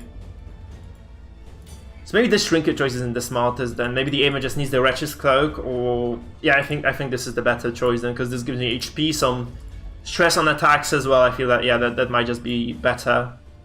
He's minus 60% damage, can you believe it? Oh god, she lives as well, that's so big. But she can heal now, she can actually heal this now. Holy crap, that's crazy. Because this means she doesn't die for a while longer, right? It takes 2 turns now to take her to Death's Door. It takes a single turn to take her to Death's Door, but it's still kind of insane, really. Yeah, go crazy, let be Kate. He's in trouble because he's super debuffed, look at this. It's like minus 60% damage across the board maybe on some of those characters, minus 40 right now. It's gonna, yeah, he probably kills the Vestal. He actually does go for a kill on the Vestal either, that's also quite huge. Yeah, that's where solo kind of comes useful, right? I feel like maybe he might have wanted to take solo there, I guess.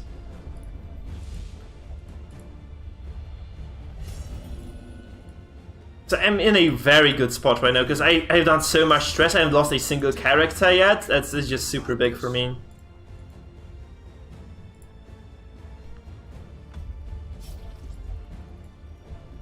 It's actually quite likely he doesn't get enough damage on the Vestal. I can just guard her. Okay, he doesn't even go for the kill on the Vestal now, which is obviously just ridiculously big.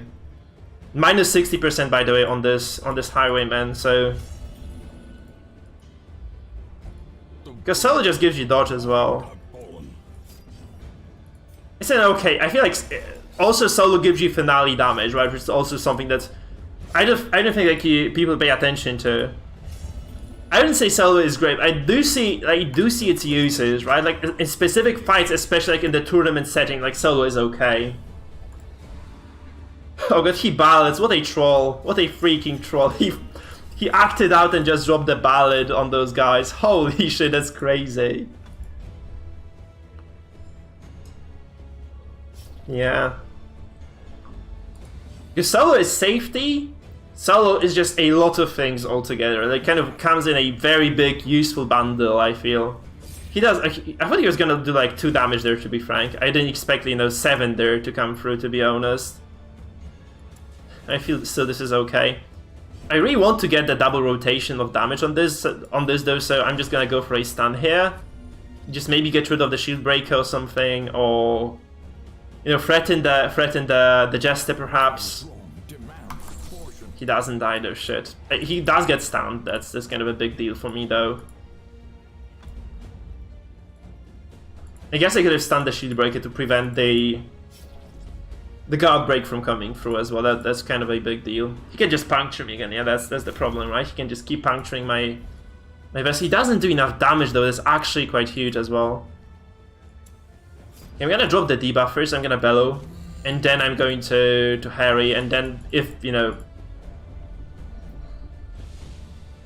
I think he might just go for like a dazzling light into a no, he doesn't. Oh, he does have the wicked slice actually. That's so big. Like he's done. Like this is over. Like this fight is just so over. He's done anything at all. It's crazy to think of that, but he actually did 0 things this game. Like totally, he hasn't accomplished anything. I guess we kill the Jester now with this, if we get fortunate enough to. Yeah, it's a killing blow. So before the Vestal goes away, she actually gets to score a killing blow too. And also this Highman didn't get the repose, so I can just freely Hound Harry and he doesn't do anything to me now. Which again is quite a big deal overall. On top of preventing the finale, right? That's just ridiculously big.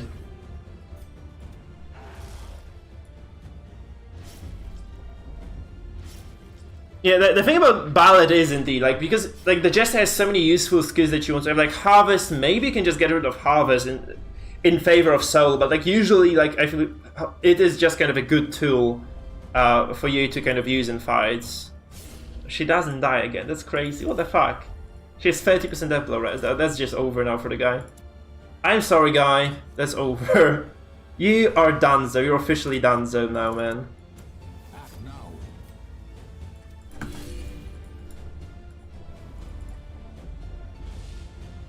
I mean, I don't see any other ability you might want to replace on the Jester. Like, if you want to get solo, and I feel like Ballad is key, because it gives you accuracy against dodge teams. So, taking the Ballad just allows you to dominate against the dodge team. Oh my god, she refuses the healing as well. Holy shit. That's unbelievable. Oh my god, that's the death blow finally coming down. That's just so late. Because she dies from bleeding now. She just dies from bleeding. I can just guard. I don't even have to guard him. I can just activate the... Oh, he's dazzled. Actually, I can't. I mean, I can guard him, actually. I can just guard him, yeah. I'm gonna drop the guard and just wait for her to die. Because she refused. That's such an unfortunate game for the guy overall, because she just dies now, yeah. Teetering on the brink, facing the abyss. Yeah, 6 repose is just nothing. He didn't use Vendetta this fight at all either, so... Okay, this was okay. This fight went fine. But it was 1 in 3? 1 in 4 that we won. That doesn't sound too great, guys. Again, a quick reminder, if you haven't followed or subscribed on YouTube yet, you can do it for free. Just click a button below or above the stream, depending on your device, I think. You can keep up to date with my streams then, you get notified when I go online. I also post a load of cool things on my YouTube channel. So if you guys are on Twitch, you can just go to my YouTube by going below the feed on Twitch and clicking the YouTube link, and then you can subscribe to me, which obviously is a big deal to me. And again, you can donate, you can also become YouTube members, which gives you additional perks that you might want to kind of, you know, exercise later. And they're pretty cool, like, you know, priority in viewer games or priority in viewer versus viewer matches. Also, you can actually force me to play a comp that you would like me to play every now and then, so quite a few cool things. This being said, let's continue. Okay, we just need to practice this, I think. I might be just bad on this composition.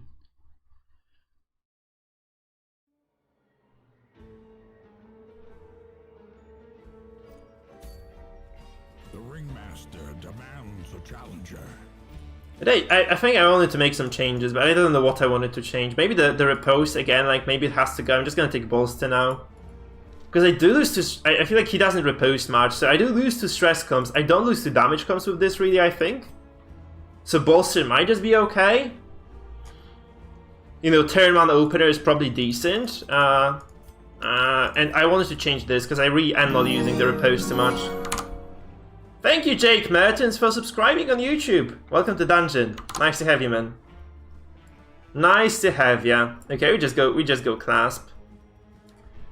Or we go Padlock, boys. We might just go Padlock, actually, because this is move chance as well, which is, you know, something that I guess is very underestimated for the A-bomb again, so we might just go for it. Let's see.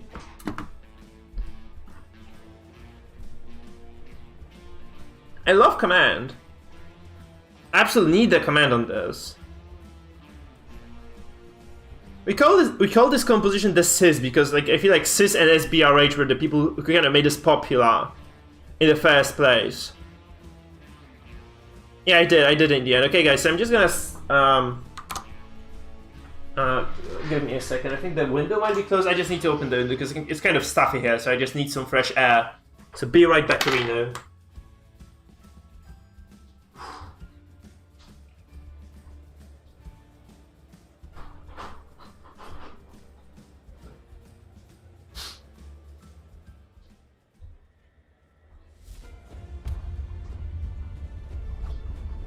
Hey, Streamer's back. We are fighting Kache Cooper again.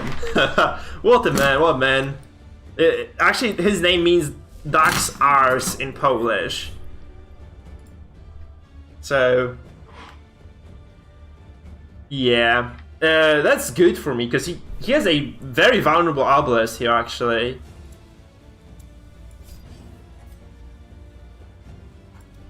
This means I can just kind of... I think I can just kind of control this fight completely with this.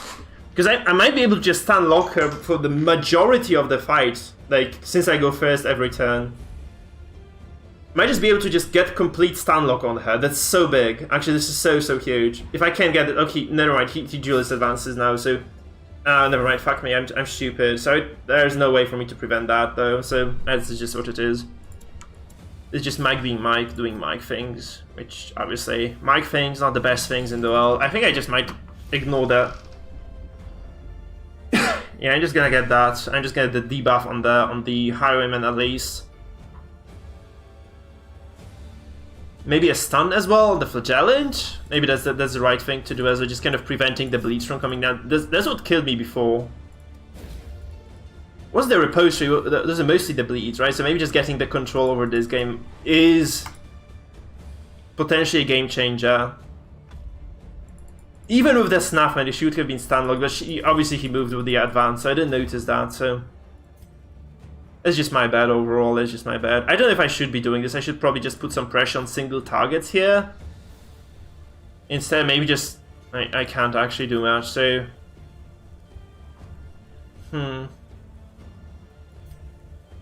There are just so many Flagellants. I'm just gonna go crazy. I have to go for this. 8 damage isn't much, but obviously I missed 2 of those targets, so... not the best situation for me either, obviously. Man, Shieldbreaker Flagellant is just so lethal for this comp, I feel. Plus 50, it's crazy actually. She's the highest stun chance. The Crusader has like 40, I think. She has 30, so she has like 30 and 20. This is 30, this is 20. It's just such a crazy setup altogether. It's just absolutely bonkers. I do actually need to. This is my priority. I'm just moving the A bomb, because otherwise the Shieldbreaker just gets me. Also, very likely to just get the Flagellant to the back, which plays in my favor, because I can just stun this now if I get the opportunity to do so. But he might just, pull my Vestal to the first now, which obviously is bad. He has to puncture my Vestal now. That's the only right move at this point. He just has to do it. He knows it, I know it, so he probably just does it again, yeah. And because this prevents me from stunning the Arbalest for good, right? This would have been maybe not a stun lock, but it would have kind of kept the Arbalest in place for a while. Which again, very bad for me overall, right? This kind of, him getting that pull is not great.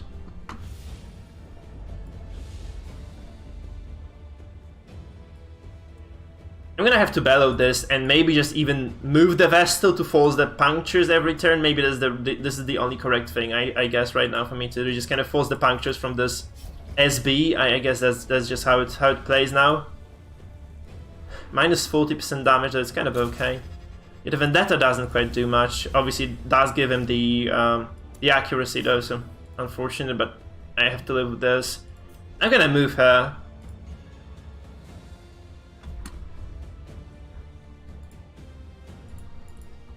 Because I do go fast, so if he doesn't bowler now, I just paralyze the Arbalest, right? If he has to bowler now, he flares, so I just do get like the stun on the Arbalest. No, never mind, he actually moves this. I'm a fool. I'm complete fool now. So yeah, I can't do anything with this Houndmaster either. It's just so sad, but I can't do anything with this guy. I take 15 damage riposte as well. This is just brutally bad. It's just so bad for me. So I kind of need to either ping pong this Flagellant. I can actually do this. I can just keep doing this with the Flagellant. I can just keep ping ponging him back and forth, right? Because he does have backline access. My Houndmaster is more or less safe. I can just keep ping ponging the man. That's probably what my priority should be as well. Okay, never mind. I can't because he has a 25% move resist. That's just terrible, actually. That's just outright terrible for me.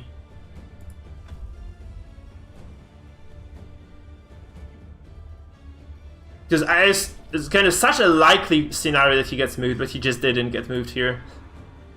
Please miss this. Okay, that's just awful. Man. That's just so bad. It's like, you have no idea how terrible this is. Like, this feels so bad, because I earned this.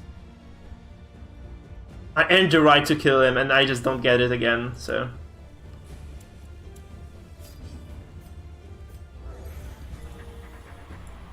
That's okay, the regen is fine, but I probably should have actually tried to stun the shield breaker first, because she can kill me now. She can actually, you know...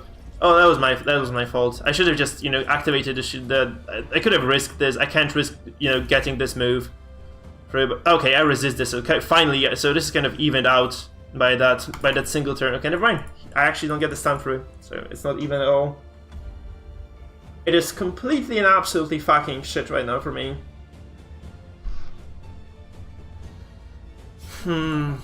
Yeah, it's just looking pretty freaking dire, I guess. He does a lot of damage with this. Look at this. Like, I can't actually handle this amount of pressure with my comp. I mean, he puts the Flagellant out of position. That's the only good thing that came out of this. But he can still try to kill me here. I don't think he has anything better to do. Maybe he can just flare this, though. He might just flare this, actually.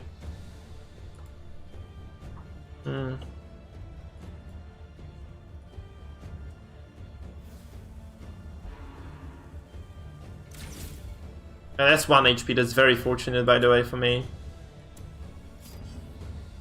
So, I might just try to stun, because he can't reach me in third. He can actually reach me in third, never mind. So I'm just gonna drop the Divine Comfort here, I guess. Because this stun is just 50-55, like 55% chance, so not too likely. So either Divine Grace or just AO. I'm just gonna drop Divine Grace, just be safe here with her. I think, because I have nothing better to do. I could have potentially just tried to stun the Flagellant as well, but that doesn't seem to be doing much to me. Or for me, anyway. Yeah, I could try to stun the Highwayman as well. That's another way of doing things, I guess, just kind of keeping him stunned from the get-go, but he can flare this always as well, so he flares this already now. That's actually a good opening for me. Because I want to untransform with the A-bomb anyway, so this actually gives me an opening to untransform and stun now. But it doesn't... Oh, this won't cancel the repose, though. This just won't cancel the repose, so again, doesn't quite do anything. It just doesn't kind of work in my hand anyway. So I can just keep the Flagellant kind of in check, I suppose. Just try to stun him now. There's a 45% chance to stun that might work. And I think I'm just getting unlucky in this fight, honestly. Okay, never mind. I think I'm just getting fucking unlucky in this fight, because nothing works.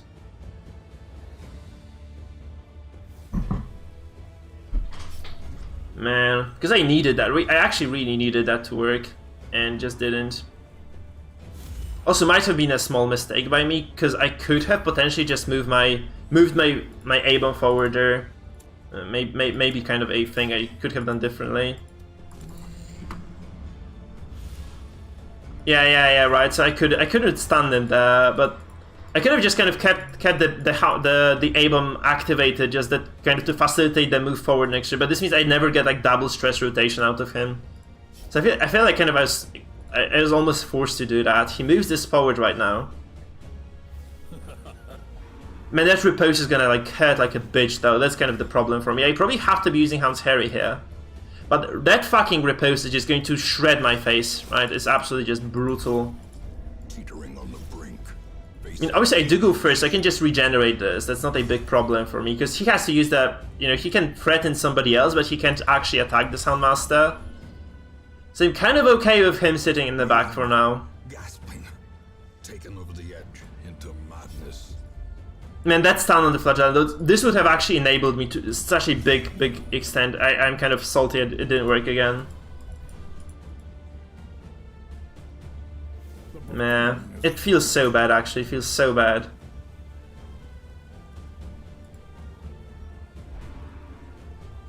Because this just enables this guy to kill me now. It just kind of completely enables him to demolish me. Which obviously feels kind of bad, right? It just obviously feels very bad for me altogether. I just have to use the Illumination here, because he has like 100% death blow chance on this.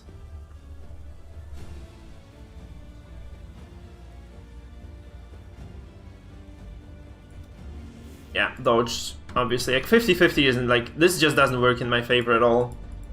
Like those coin tosses are just goddamn awful for me today. He goes like that's actually good. He goes for the kill. This means I can actually activate my Handmaster and just do some. Okay, he doesn't get the kill either. That's actually very big for me. That's so big for me. Because again, honestly, just no, he can just still puncture me. That's the worst thing about the shield breaker here. Because this is like a direct counter to what I'm doing. I'm gonna get the regen down though, so he probably needs to kill the Vestal still. That's a good thing for me, because otherwise I just kind of get her. Mr. Krasta, what choices did I have? Like those are like the only good plays I had available. It's like if you fail the 50-40% roll, it's like this was like sorry, it was a 25% roll on the A-bomb as well. So it wasn't just a pure. It wasn't pure. Okay, he also doesn't resist this bleed, so I mean that's kind of. No, he gets everything done though. He gets every fucking move done though. That's the problem. That's what I actually mind. He gets everything done. Yeah, but whom do I click? There is no way. Like I really needed to stun the Flagellant. Like I can't. Like stunning this makes no sense because I miss every fucking attack. Using the Illumination was the only good target was. The shield breaker, like, there's no reason to eliminate the Flagellant, and she has a copious amount of dodge, so we needed to focus her down, if anything. I mean, this fight is going exponentially better than the previous one anyway, because I do have, like, a lot of control here. So then I have this going for me, I guess. That's kind of fine. I get to transform as well. I do get... after the transform, I get to move forward with the A-bomb, though, so that's kind of okay. So he gets moved to the back, this wastes another 10 of the man, that's kind of alright. I'm doing way more stress than I was doing before. So... I'm not taking over the... Okay, we are taking over now though. I think we are taking over now, actually, because this looks very decent. All of a sudden it just looks quite decent to me, so... Okay, we go for this. Maybe this debuffs the dodge actually as well. Yeah, it does. It is good, that's good. So, I have nothing better to do with her because she dies anyway this turn. Like he has to just execute her right now with the Highwayman, right? He has to just point blank her and she's dead. So no! Oh, that's ridiculous. 3 easy. Thank you for the follow, my man. Okay, come on. What the fuck, guys? What was this? Oh man, look at this. Actually, shit. That's trouble. But yeah, I feel like I'm actually going to take a risk here, and I'm gonna stun the Arbalest, because this means he gets a lot of damage debuffs kind of stick around for a while. That's actually very good for me, because he wastes 2 turns now. Yeah. That was very good. It was so unlikely to work, but yeah, he had a lot of good... He got lucky as well this fight, so maybe it was kind of over the top, but still, it's fine. When she finally goes down, that kind of feels good for the men, I guess. Killing her eventually must feel okay. At least okay to the guy. But yeah, jeez, I got so lucky this fight, seriously. You get the bellows through? I feel I'm still gonna lose this anyway. But I got lucky. I got lucky here, for sure.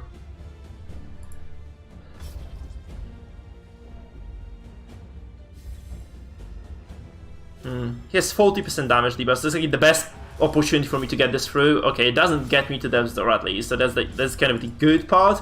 The bad part obviously is Wicked Slice, so he probably kills the A-bomb now, so it's kind of a greedy move. Maybe I should have not done this. Can he Wicked Slice from third? Yeah, he can actually, so yeah, the A-bomb is maybe this was a mistake. He redeemed... Okay, he is forced to redeem as well. He actually wastes 2 turns on this now. Yeah, but I can't save this. I can't save I can't save this character. I take 13 damage here as well, which is very unfortunate.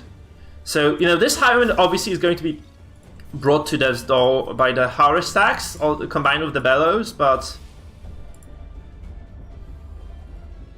Yeah, it's heavy stress that's coming down. It just isn't enough, I think. Yeah, he doesn't actually even get brought down to Death's Door here. It's very likely to just kill the A-bomb. Very sad, but it's likely to kill the A-bomb. Yeah.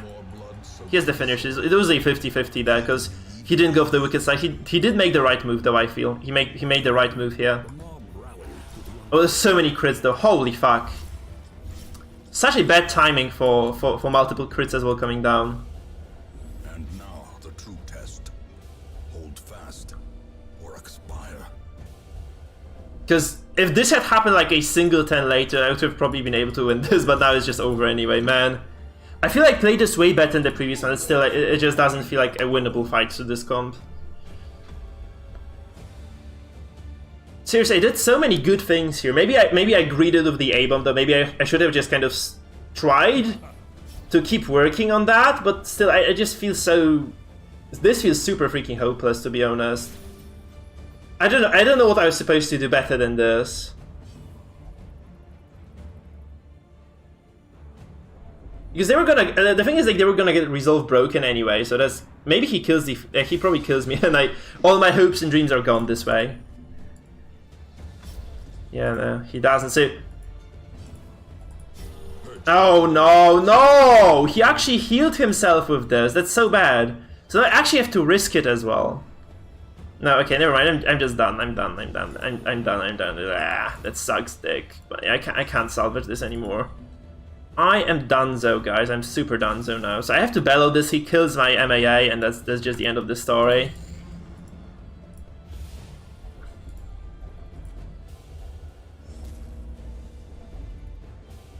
But, like, there are no act outs like whatsoever. Like, some small stress act outs is the only like that's basically the only thing that I have happening for me this entire fight. Which is obviously not the greatest feeling in the world. Obviously, this guy is also... Like, this is a 50-50 suicide mission for the Houndmaster. Even worse, actually. It's even worse than that. Because... Oh, no, he's gonna heal this. Oh, no, he takes 4 damage. Never mind, he just dies. I'm done. This is over. Unless he doesn't die, he just has to get this. If he doesn't die to repose, it's okay. He doesn't die. Look, we get, like, multiple kills now. It's triple kill, but yeah, this still is a fucking... I still lose this though, I still lose this, but that was a nice kill in the end.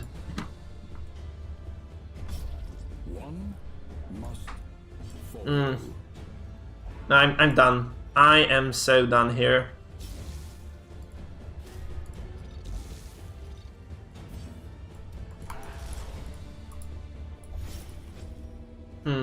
Maybe he can't pass, right? He can act out though in some funny way. That's the only thing. He takes 19 stress here. So he has to X-Sang a corpse now to kind of stick around, right? He just has to X-Sang the corpse. He doesn't have the finish on this guy either, so... It's a 55% dev low resistance Houndmaster though, so... Man. That's a no-go. Yeah, I needed this to be an act out, honestly. That was just the only way for me to win. I can act out like a very lucky devil, I guess. That's just the only way for me to... That was the only way for me to take over. Because now he just X-Sangs my freaking Houndmaster, I'm dead. Because the corpse just dissipated. Maybe I made a mistake in the late game. Or I could have healed the A-bomb. Maybe this was that was the kind of the you know, breaking point for me. Where I could have just healed the A-bomb there and maybe just kept him alive for a turn or two longer. But I needed the stun to come through though. So that was kind of the problem for me. I have no healing though, I have no healing available. This is such a likely death blow as well. Wait, do I just pass and he dies? No, he doesn't, look. No, actually, yeah, I pass and he dies. He's dead, I win this! I won! Holy shit, guys, we won! No. Oh fuck, no! Oh god, oh my god, here's the gauntlet saved his ass. Never mind, the gauntlet saved him. I thought I was gonna, oh no, okay, that's just, he kills me now. No, I win! Do I win now? I think I win now, right? Oh my, this is so... I got lucky this fight, but he just dies to this. He just dies to this, lol. Oh well, we win this. He's dead now, right? He has to be dead now. No, okay, I died. Oh no. Oh, this is inhuman. No, what the fuck? 4 stress to it. No! Guys, look at this. This is crazy shit. What the fuck? That's unbelievable! How is he still alive? 10% death resistance! If I win this now, I'm gonna laugh. Oh my god, I was... what the fuck? Die! No, he's dying. He's dead. No, he's not dead. 2 stress too little. Okay, that's over. GG. Oh my god, I'm still not killing him. Oh god, that's just brutal. What the fuck? GG. Oh no. Oh no, I thought this was gonna be a kill, but still just holy fuck. Oh no. Maybe I misplayed and maybe I should have been just continuously using the Hound's Harry. GG man, GG. Oh my god. That was crazy, that was a crazy game. Man, that was fucking annoying though. That was so much good RNG I still lost though. I have no idea what I'm supposed to do against the comp he's running, because I feel like this is the best way to play that fight altogether. Did I get the achievement? I don't think I did actually. I think I didn't get the achievement. I'm very unhappy about this because like that's another loss I just have to endure now. MyStrength, thank you for the follow by the way. I didn't notice the notification. So thanks for the follow, but man, that was such a shitty bad fight for me. Again, I feel like I played my heart out and still wasn't enough. It still wasn't enough. I died at 10. I died at 10. But I had like the last man standing bonus as well. I think I didn't get the achievement. I'm just gonna check on my Steam though.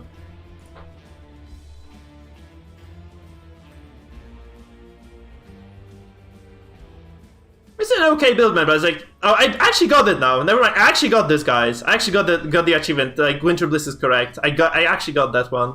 It's an okay build. It just kind of counters mine though. It just counters mine though. Yeah, I did actually. Oh no. So we're playing a mirror matchup, so I'm just losing every game on this. And maybe I just don't, maybe just inherently don't understand how this composition is supposed to work, because I have no idea what's going wrong with this one. Seriously, I just have no clue what's going wrong with me today. Like, I don't think I'm playing this wrong either, like...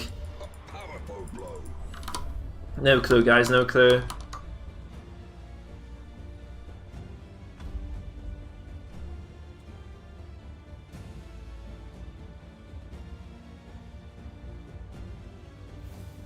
Or should I check Winter Bliss? I don't see anything in my Discord, by the way.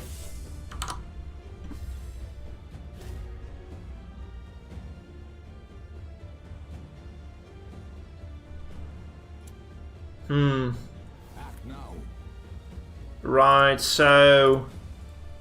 I guess I just go... I could bolster from the start, because this is a stress comp as well, so it might be kind of beneficial to me to just bolster this. Guess that doesn't sound bad, right? Just getting the bolster off doesn't quite sound terrible. Oh, okay. And I don't see the screenshot at all. I don't know where I posted it. Alright, I'm just gonna focus on the fight because it's kind of important for me to not lose another one. It's kind of getting annoying for me, really. Just, I'm not used to losing this much, so...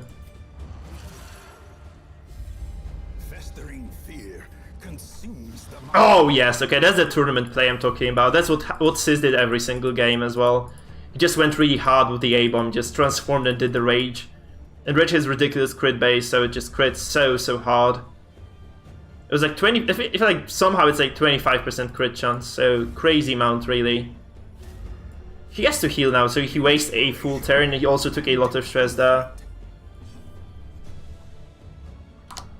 It was crazy Treasy, yeah. Absolutely crazy. Okay, so I guess now I can actually untrans... I do need to stun his A-bomb first, I guess. I just need to stun his A-bomb first again. Because that's my full control. That's my control in this fight. Like, if I can... Oh my god, he's... I feel like this is just the day that, you know, 25% doesn't come through again. Like, this is 25% chance he resists this. Ah, I'm annoyed right now.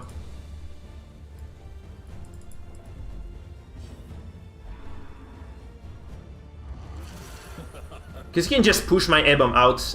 There's maybe not a... That's 50-50 he gets this. I'm super annoyed if he gets this, he does. Okay, that's just bullshit. I don't know what to say about this, guys, but this is just so bad for me. This is probably the worst possible outcome of this turn. Like, I really needed that. That was fucking crucial to get that stun down. And I just didn't, so it's just so much trouble for me. very, very disturbing, honestly, because... Yeah, I do get the Hound's Harry across the board, obviously, but this A-bomb is just so behind now, because I could have just used the riposte, which would have forced him to kind of think about going for the Hound's Harry, especially that he's already bleeding. So I could have just used the riposte and got pushed back, but I decided to go for a stun, which was like 75% play. That didn't work, and like those openers are just fucking me super hard today. They were like really, really annoying, because like those start plays, you know, those kind of things that define the pace of the game just don't go in my favor today. It's just very frustrating, guys. Yeah, that's fine, but I'm just not a big fan of this situation I'm in right now. I mean, I did a lot more stress than he did so far, right? That's kind of what I have going for myself.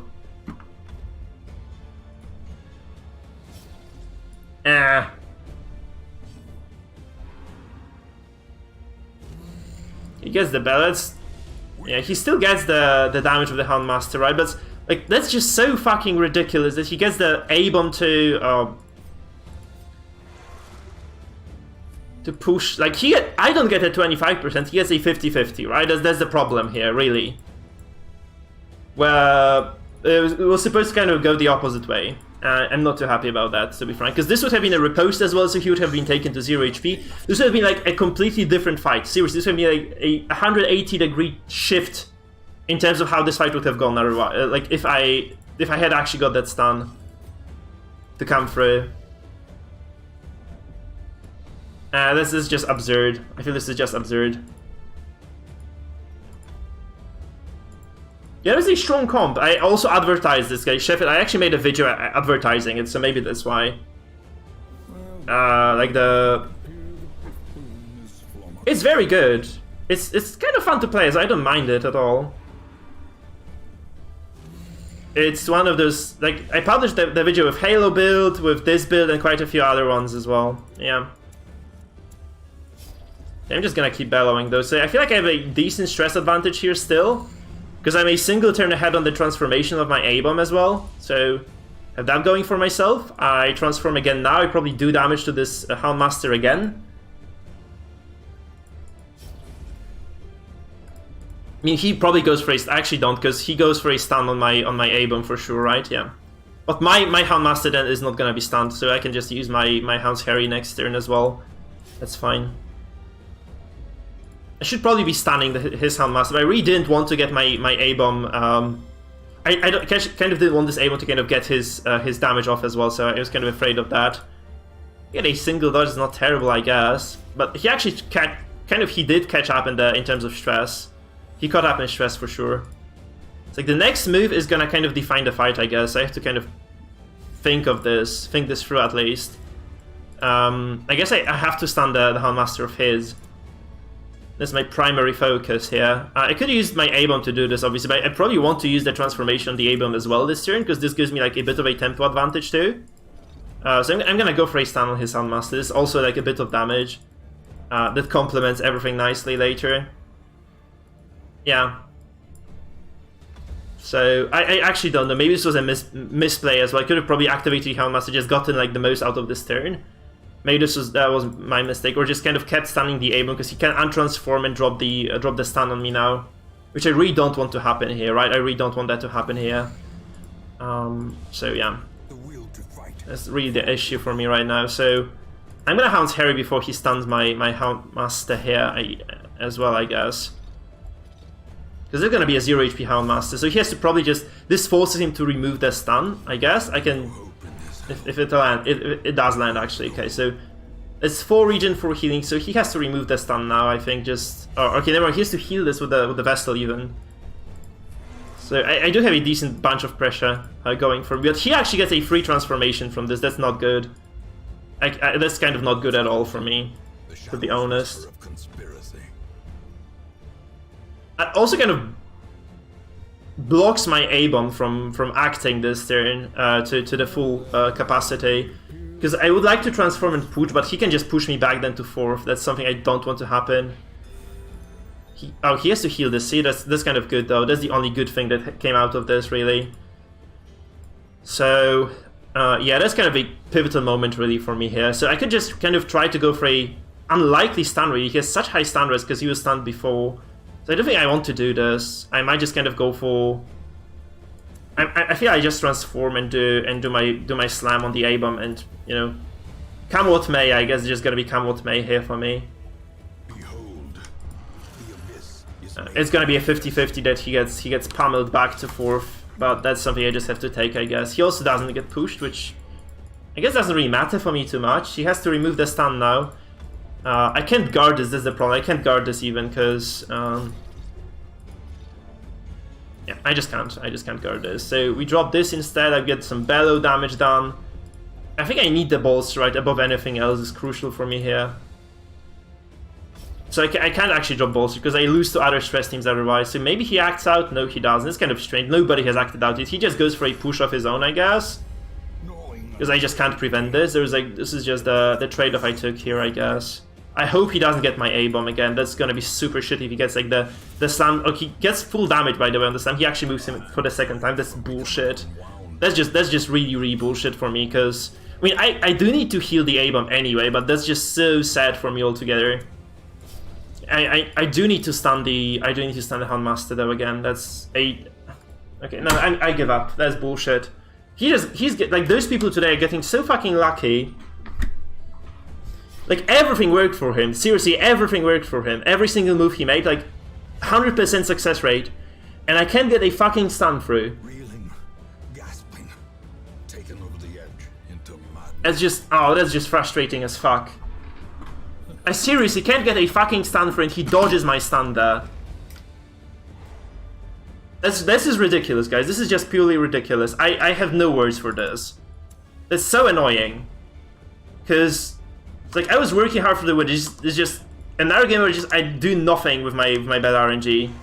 Like, seriously, this is just the worst RNG series in the world. Like, he gets 2 push. Yeah, okay, he just acted out, by the way. He gets 2 pushes. Oh, I also desynced on top of everything. Perfect. Okay, LOL. That's just outrageous. Alright, this is just perfect. This is just perfect. Not only do I get like really atrocious RNG like several times in a row, I also get a fucking desync there. Jesus Christ, that was just brutally annoying. So maybe just gonna drop to Darkest 3 today, I think, with this comp. It's just not working out for me. Also, yeah. Okay, the game just disappeared, by the way. The game just disappeared. It's just so frustrating, because I feel like I was doing everything right in that previous game, like the one that we desynced from. I would say this was lucky. I was still winning that fight anyway, because it would have definitely just demolished the guy.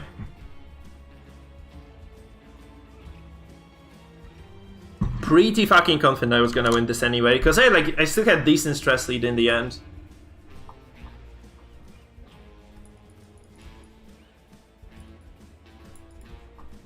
I do actually see that one now, Winter Bliss. I don't know why my Discord was behind.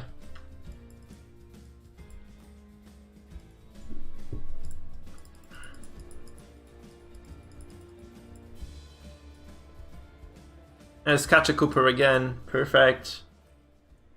No, man, he's playing the same compositions. Like, we lose to this. There's no point playing this almost. Because, like, I played a perfect game before. Like, this was, like, literally... that previous game was fucking perfect. Like, I have nothing else to add to that one. It was just fucking beautiful, and I still lost anyway, so I don't think I can win this, honestly. I don't see myself winning this. I don't know what I would need to do to win, to be completely honest with you.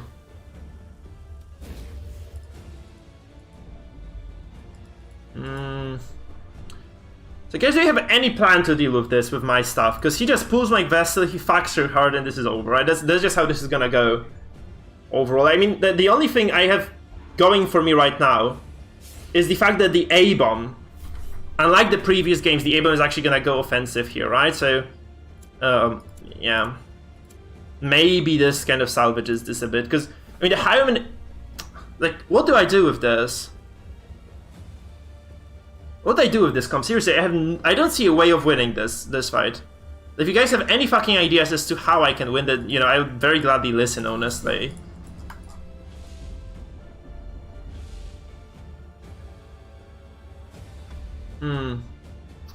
Because we just get matched into the same composition like 3 times. He just has a better comp against mine, I think. It's just that I don't see any way of winning those fights right now.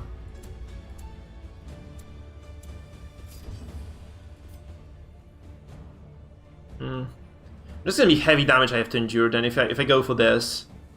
It's also not guaranteed to work because I did get rid of that, but...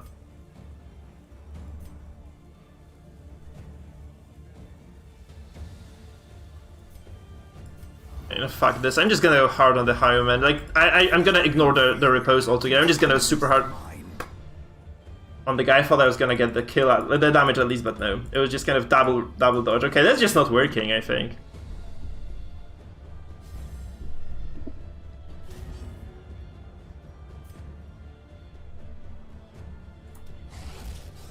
Okay, we get dodges at least going for us, so that's fortunate. So this repose didn't work the way it was intended to, I suppose. But it just looks super shitty for me altogether. Yeah, I just have to go for them, man. I think I just have to go for the Highwayman. He's like the cornerstone of the composition. So if I am able to take him down, like I maybe just loses the fight altogether. So maybe if I just kind of turn the tempo up a bit, this might allow me to win.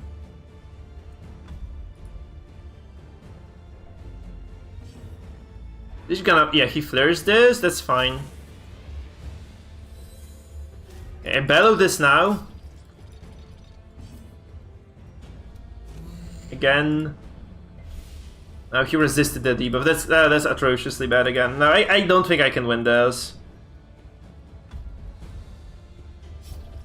I just need to play an arrow comp today, because like this guy is just... I think I'm just meeting mostly him, and I'm just losing every single fucking fight against him, because he just really hard counters me, seriously, just really hard counters me there. So I'm gonna go for stress this fight, so I'm just gonna untransform, get a stun down maybe, because I don't have the protection though, so he's just gonna smash me really hard now in response, yeah. But he is stunned, he has no way of removing that stun, so that's kind of the good thing for me. I can just keep kind of damaging him at least. So maybe I can eventually just kill him. I don't know, it looks hopeless for me otherwise. If I don't have if I don't get the kill on this guy, it's just gonna be terrible. Yeah, also I kind of am stuck here with this.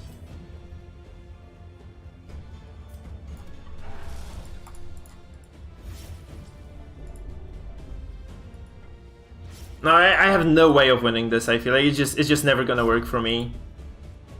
I mean, he is not gonna have the repose next turn, right? That's the thing, because I mean he has to use the flare again. Then he does have the repose actually, so he's actually fine. I have nothing to do against him. Seriously, I have nothing I can do against him. Because I cannot even pressure him hard enough right now. I can't even pressure him hard enough. That's the problem. Okay, we do 12 damage. He's gonna bleed. So if he activates this now, he's gonna take like almost like sub-lethal damage, right? That's the good part. So he might have to consider healing instead of flaring now. Maybe that wasn't a bad idea. Like if this ABOM actually had landed the rage at the first turn, maybe this would have been like kind of salvageable for me, because you know the MA just keeps bellowing. Maybe this works in the end, right? That's kind of the idea anyway for me, I feel, but... Okay, we resist the bleed, that's kind of okay as well. I'm gonna bellow again, so...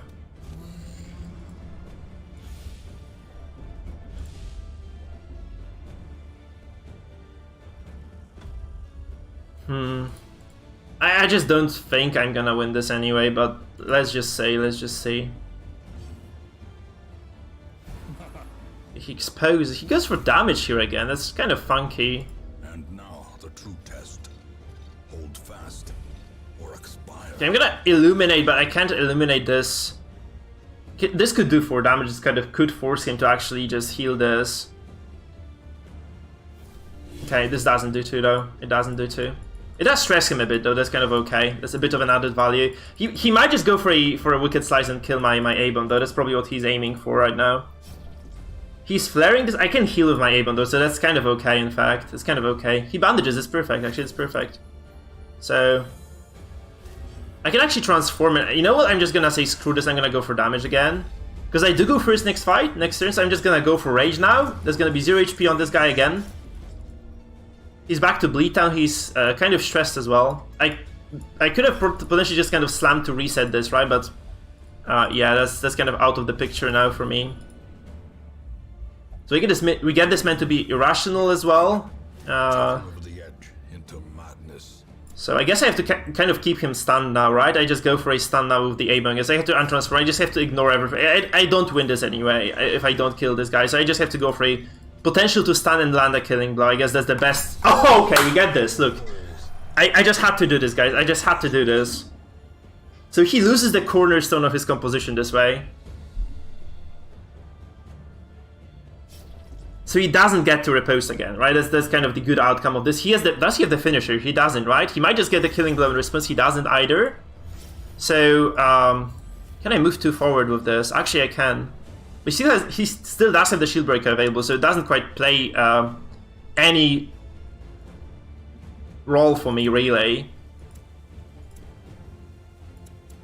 What I can obviously do is just keep spamming bellows, right? And just hope the A-bomb doesn't die. That's probably the only correct move. And wait maybe for the shield breaker to move forward. He still has the flagellant, right? That's the problem. The flagellant is still super healthy for him, right? That's really a big deal. So unless he kills this now, okay, he kills now. So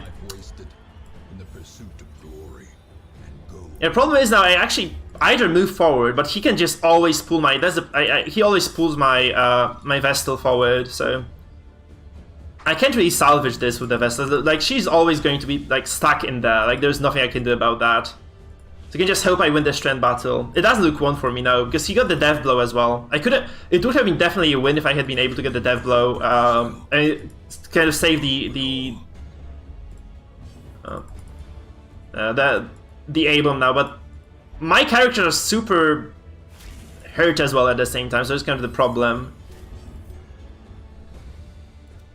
And he keeps dodging the flare, so I'm unable to land those dodge debuffs on him, which is very painful as well, because this shield breaker is going to be kind of gonna take a lot of turns before she breaks down completely, right? That's kind of a big deal for me as well. Obviously, he is massively stressed, so maybe I get this now. Let's use a Captivate user, right? So he might be just dazing me for days, right? That's kind of a big problem too. Let's see daze me. He actually gets the daze through as well.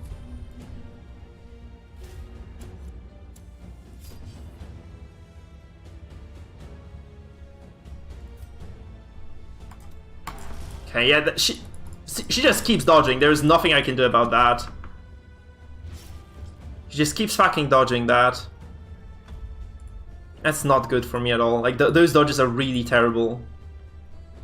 Maybe I should actually be moving the Vestal back, because this means that she gets focused by the shield breaker, who then wastes her turn effectively, right? Okay, maybe this moves her. Maybe this moves my Vestal actually. It does actually move her. So I can actually just stun this now. I can just try to stun the shield breaker. Okay, that's perfect. This is like perfect setup for me, because I have an active healer now. Because if the stars line up for me now, I can just keep healing this indefinitely, right? That's very big for me. This means I can just keep stunning this,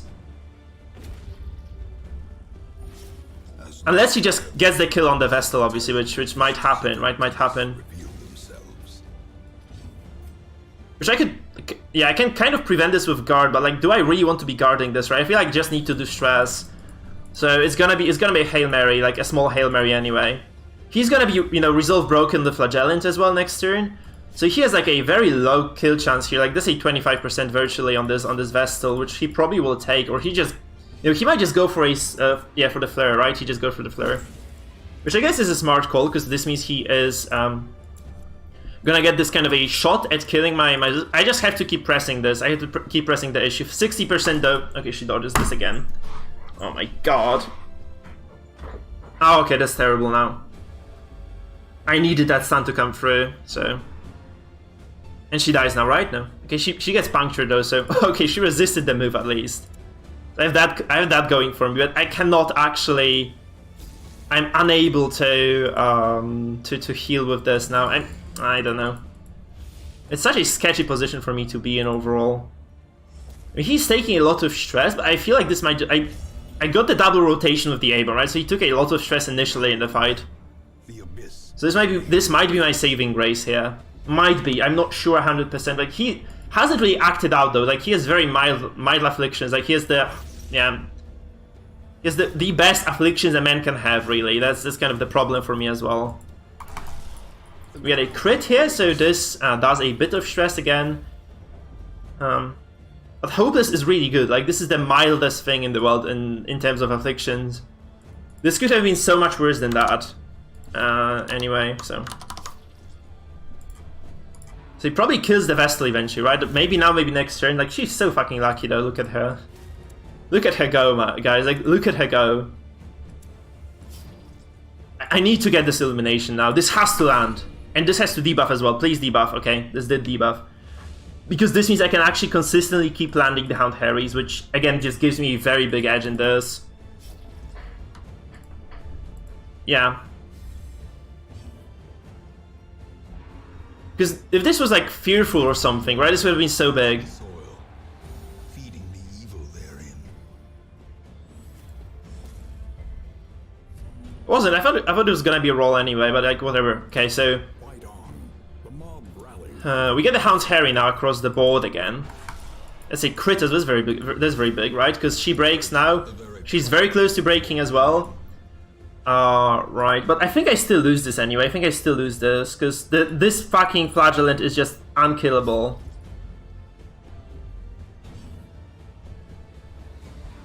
Oh, I didn't know this was like a positive chance to 100 something %.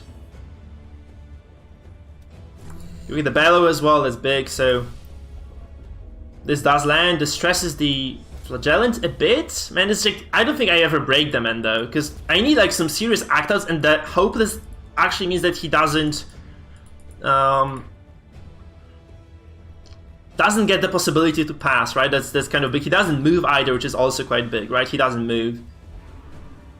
Which does hurt me a lot, like hurts my winning chances a lot. Oh, actually this gives me a winning chance though. Because he Bolas instead of... He can't do anything else. So this means I actually get a chance to Hound's Harry this now and get the kill. Oh, it is a death blow actually. Which means that she is at death's door. Now she's resolved broken and maybe... No, I don't think I win this anyway. Like the Houndmaster versus Flagellant, we have seen this before. We have actually seen this before. It didn't end well for the Houndmaster anyway. The Doggo didn't kind of persevere. He has double healers as well, right? That's kind of another issue. The two healers is... Like, that's just never good, right? It's just never good. I don't know what I would need to happen to win this now.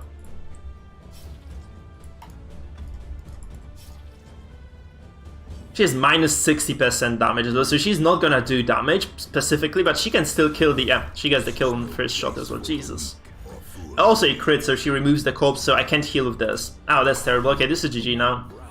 Like, the first fucking Devlu, he gets the kill as well. Man, that's just so unfortunate.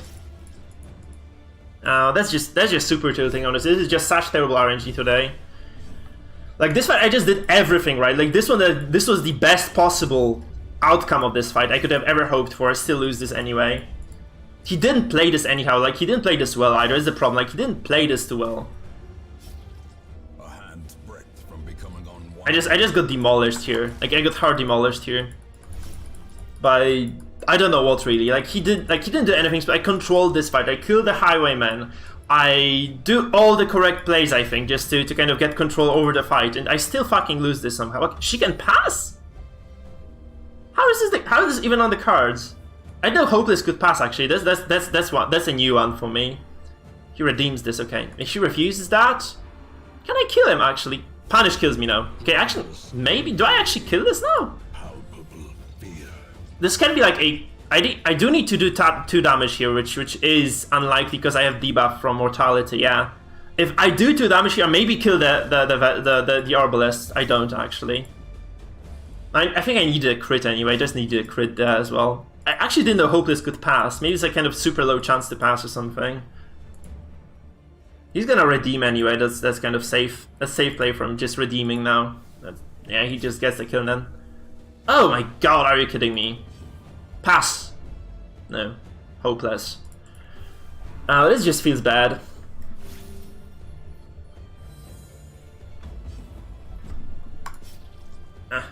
Yeah, he would have maybe killed himself otherwise, but yeah. He redeems now. Yeah, that's full heal as well. I mean, she's gonna break again, but I have nothing else to do. I can just Hounds Harry and hope they just do something silly, right? That's just the only thing I can do here. That's very unfortunate. I feel like I played this way better than previous, and still I'm gonna still lose this anyway. It's like maybe if I had like got more momentum going from like, you know, getting on top of this Houndmaster from turn 1, this would have probably been okay, but this just doesn't work.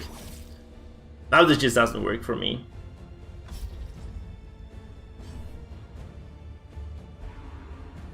Yeah, dead. Nope, actually, so I do kill the... Maybe I kill her? No, I think I don't even do enough stress to kill this now. That's just so sad. Yeah, I don't, right? I don't. Yeah, 17.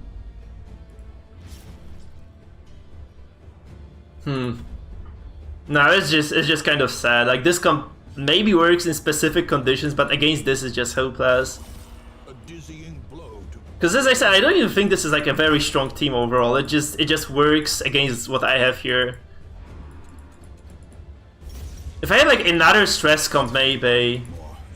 It's like if I had like a Zedus comp, that one would have probably won this. Because I have like, then I have a Crusader, and I have like a target that can be manipulated by the shield breakers, right? Which was the case here, and we lose for that reason.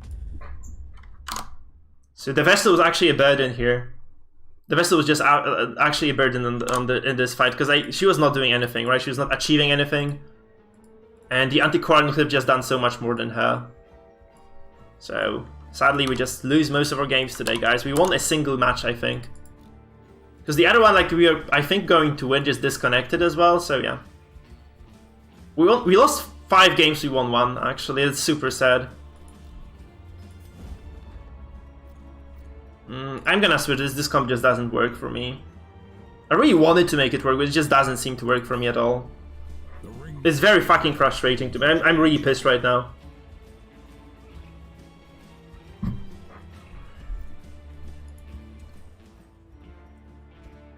You know what? Because I'm not gonna be relying on this riposte. Maybe it's just the better way to do this. I'm just gonna make it a bit more aggressive than I was making it before. Command. I do need the bolster perhaps. So command dropped. I'm just gonna take the bolster and I'm gonna drop Rampart for retribution. Like maybe this. I'm just gonna go with this. Master's fine. The red hook here. No, I'm gonna go with the mask if anything. I feel this is just better. I'm very unhappy about today. Like those games just. I feel like they were just bad matchups for me, and that was it. Like, there's so little I could do, like, even killing the Highwayman so early into the fight. Like, getting the first possible death blow on the guy, just eliminating him from contention. I just still lost the fight anyway. I mean, we lost 3 fights out of those to the same composition, right? So it kind of looks like I tried a lot of different approaches. Like, I tried the Riposter, I tried playing, like, kind of very fast forward and just, like, kind of taking out the opponent, like, taking out the Highwayman there, didn't work either. And I tried the kind of the stress way, just kind of spamming stress doesn't work out. I don't know what I'm supposed to do against that. It just doesn't seem that... No, it's something I win. Man, I'm kind of tilted right now, to be honest. I think I may just end stream kind of soon today. Because those games just went super bad. I'm very, very disappointed in that. They were ridiculously fucking awful. Like, that's just the worst day of playing in a long time.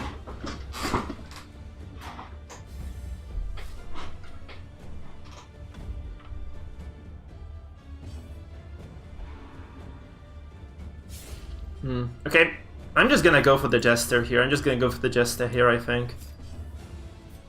I'm just gonna transform, get my stress out, and just go for a rage. Oh no, he has the wrong trinkets here. Shit.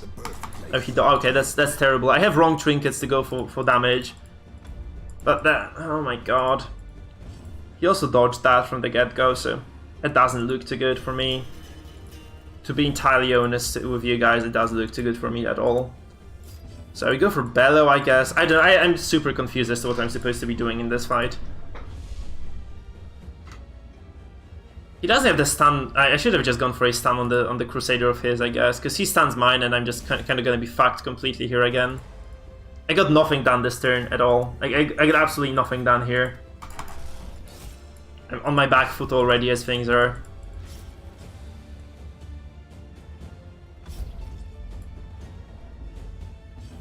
And even the stress isn't that great, right? He gets a double stun on me as well from the start. Like, that's just terrible.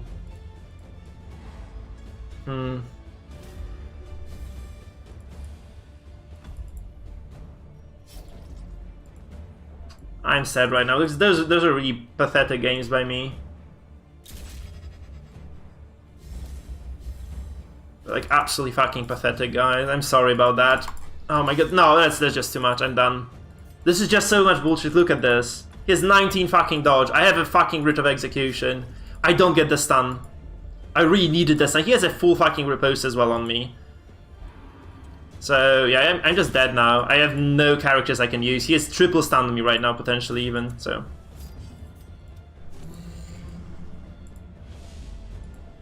Ah, I'm so fucking annoyed. Like, look, I don't think I had like a decent opener over the course of the entire day today, actually. I did have a single fucking solid opener. He gets a kill on this, by the way. He gets a free kill now. That's the big deal as well. That's a big problem. He can finale anybody he wants now. I can't prevent it. This just feels so fucking hopeless now. Man, I'm just so fucking pissed off now. Holy shit. Triple stun, yay! Right, it's just beautiful. And if he finales my Helmmaster and I'm done, right? That's just how it is. GG. I'm not gonna fight this even, there's no point.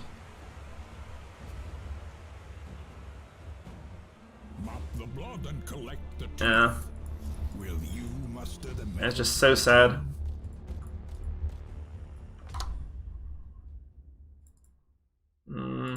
I lose to garbage team as well. This is like the worst team you could have possibly fought against.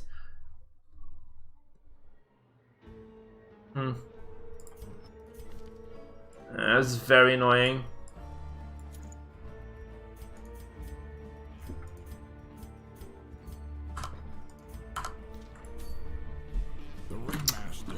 Yeah, it was a bad setup as well, I think, for me, so this might have been the reason. But like, no, it's like I just missed two attacks. That's not GG, no. No, it was just ridiculous luck. Yeah. That was luck. That was just pure luck, man. Sorry to say. I needed to hit one of those to kind of get some semblance of control in the fight. I just did neither. Just the fucking collapses like altogether.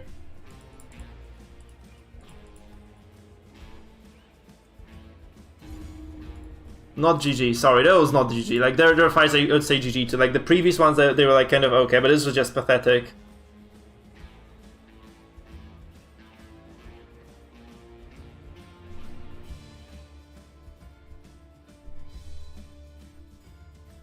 It's just, I'm really struggling to get a decent opener in a single fight I play. Seriously, I just don't get a single good opener today. Like, it all just fucking collapses somehow. One way or another, it just kind of goes really bad.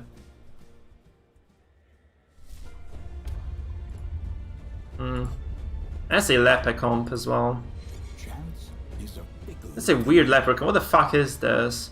Sorry, man, like I just don't think that game, like that fight was a GG at all. I had no say in it, right? I don't feel like that kind of warrants saying that was a GG when I just have zero ways of doing anything in an entire fight. Doesn't quite sound right to me, to be honest. Because I'm just denied like the opportunity to take over like at all. They're just not good. He dazzles, that's actually good because I do get to push the Crusader out this way. And yeah, he's kind of gonna be in trouble then, I guess. Festering fear consumes the mind.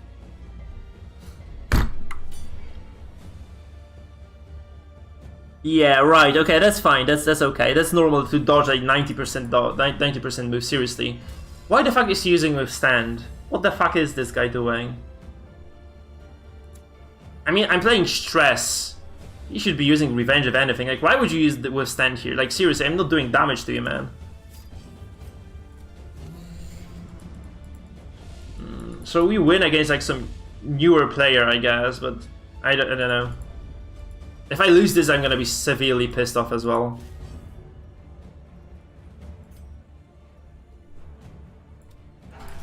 Crit. No, he does 12 damage though. Look, my riposte was doing 5 to 6. What the hell is this? Why does he do 12? He has no damage buffs. He has 20% damage debuff, in fact, and he only has this item. Like this doesn't give him any bonuses to riposte.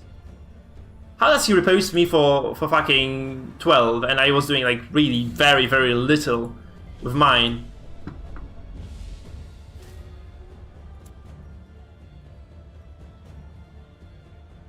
No, it doesn't give you stress resistance. Okay, you mean just below damage debuffs? Okay, that makes some sense, I guess. It makes some sense.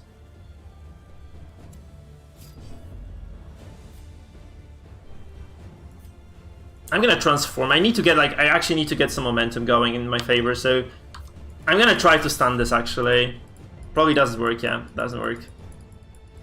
I could have actually pushed him, that was my mistake, because I'm forcing the untransform here, I just forced it, so he gets like the Exaelus for free as well. God, I'm gonna lose this again. Oh, this is looking kind of dire actually. I mean, he's a damage combat with Bellow, right? So he will eventually just get outscaled by Bellow, I guess. That was a bad move, that was like utterly terrible move, by the way. I'm super tilted now. Like I'm so annoyed by those games. Like I have no idea why I lost so many, because I feel like I wasn't playing that poorly even. That's the problem. I don't think I was playing poorly. I just lost all those games for either being completely mismatched in terms of come on. What the fuck are those crits though? Like what is this shit? It's like how is he getting every fucking like 12 damage, 11 damage? I was getting 6 on my repose. Seriously. They're just like they're just kind of borderline bullshit though. That is borderline bullshit, you have to admit it. Like I actually tried to rely on my repose on the Highwayman, and he was reposing for 5 or 6 damage against unarmored targets with the same, basically the same damage bonus that this guy is carrying right now. It just makes no fucking sense at all.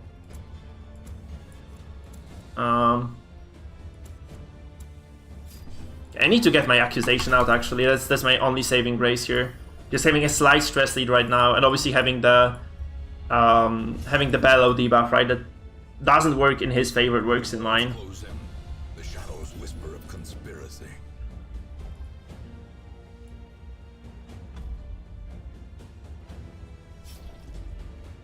Yeah, that's kind of annoying, I agree, yeah. And this shouldn't do much, it doesn't do much.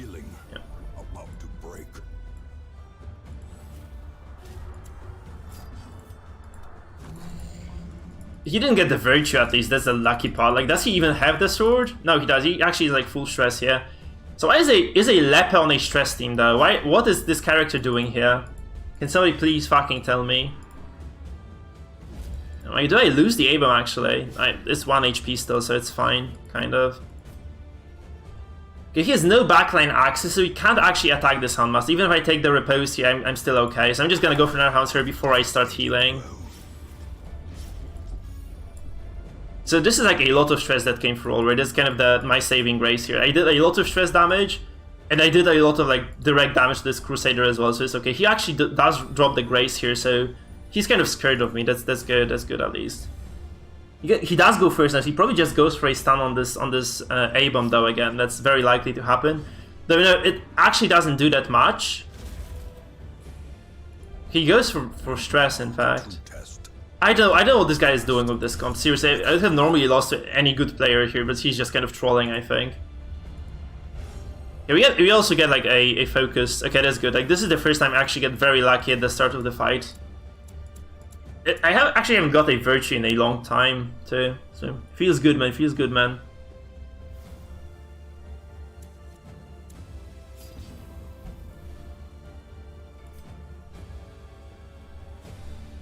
I can either heal this or I can just go aggressive.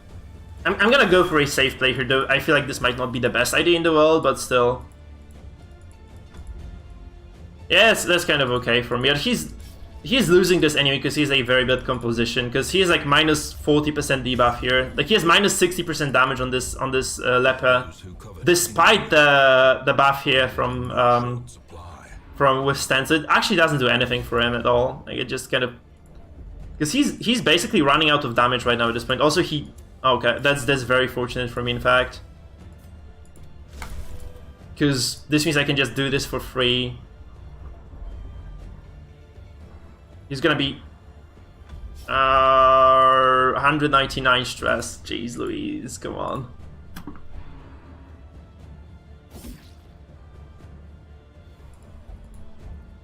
Oh yeah, he actually does get the heart attack here. So I think I'm just gonna go for a kill. So obviously Houndmaster here, under heavy pressure. So might kind of have to reconsider because I don't want to throw this game right now. I feel like I do win this anyway, just because of, you know, the amount of bellows altogether. There can be no hope in this hell. No hope at all. Yeah, he hurts himself. That's okay. But it's just, oh man, that's just not looking too hot overall though. Still, because I mean, I feel like win the stress battle altogether, right? It's just kind of a given almost for me right now to just kind of take over this. He has no solemnity either. I could just go for Hound's Hair. There's like 25% chance I die from this. But I was so unlucky that I just don't want to do this. I feel like I'm just gonna die and lose another fight for no reason.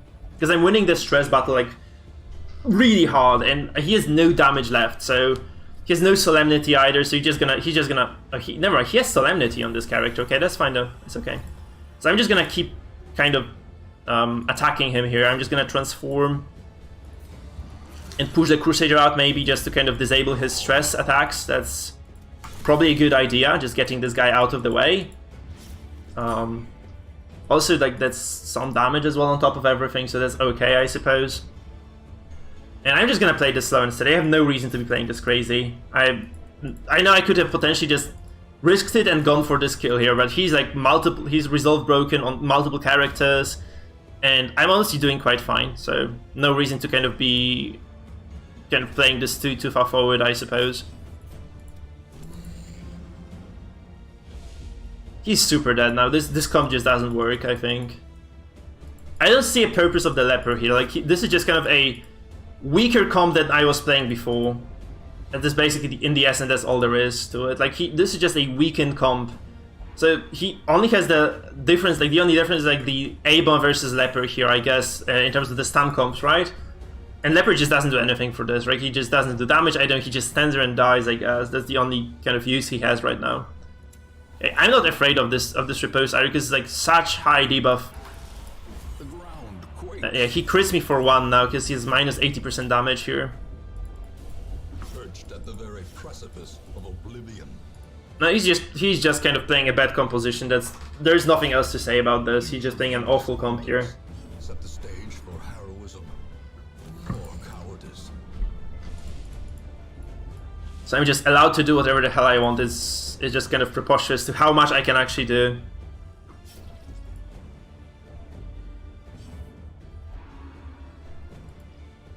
I know I can now. I did this on purpose because I wanted the move chance NL. I wanted the move chance. I just kind of evolved really. So it's not like I'm kind of doing this for the lulz or something. This is a conscious choice because I actually needed the move a lot in my fights today, so I just decided for it.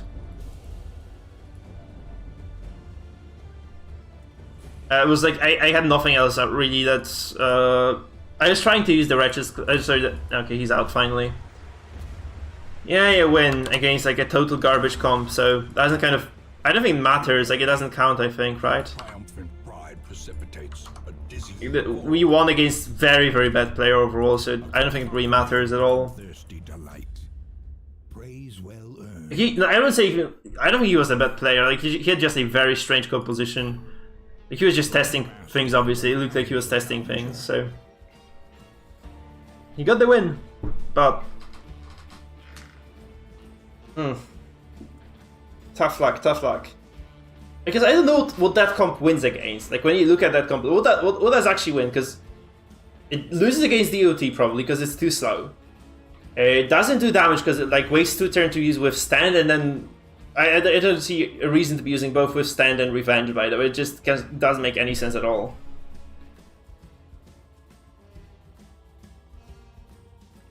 So again, that doesn't kind of work. Oh, that's the same guy again. My God. Okay, let's see if this works against his comp though, because this is a bit more sturdy of a composition. Like the Crusader Derby, like that just. Yeah, this might work for that reason. Just because those boys are a bit sturdier than, you know, per usual. The contest begins. He's playing a stress variation of this comp, by the way. He's totally playing the stress variation. So he has very high dodge here as well. I don't really want to be doing anything crazy before I use command as well. So I have decent accuracy here though, so I'm just gonna get some control going for myself. Kind of guarantee that I get everything done that I want to get done here.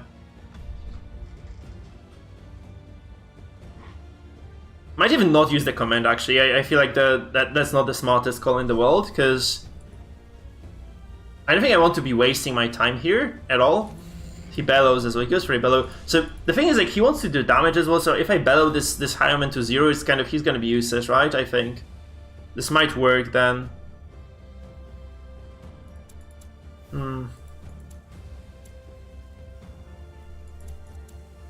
Yeah, before he attacks, actually I want to bellow this. Before he does anything, like, in terms of attacking me, like, I just kind of want to save this.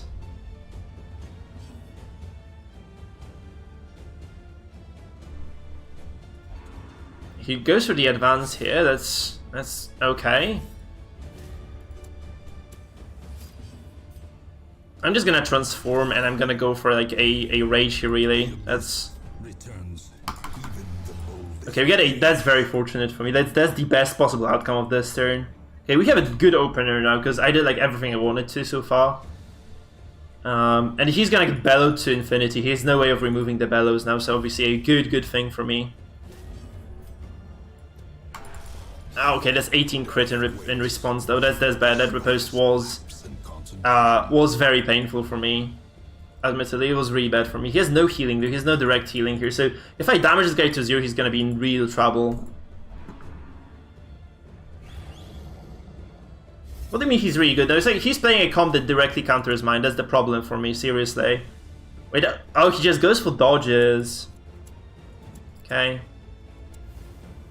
He's okay, he's an okay player, sure, but like I wouldn't say like he's really good. He just won against the same comp I was playing all day long. So I would say he's fine, but obviously I wouldn't see he's like overpowered or anything.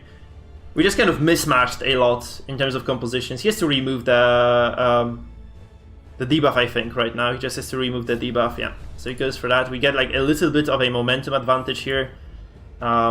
And it works okay. Might actually be forced to move. I can't afford to do this. I have to just keep bellowing this as well.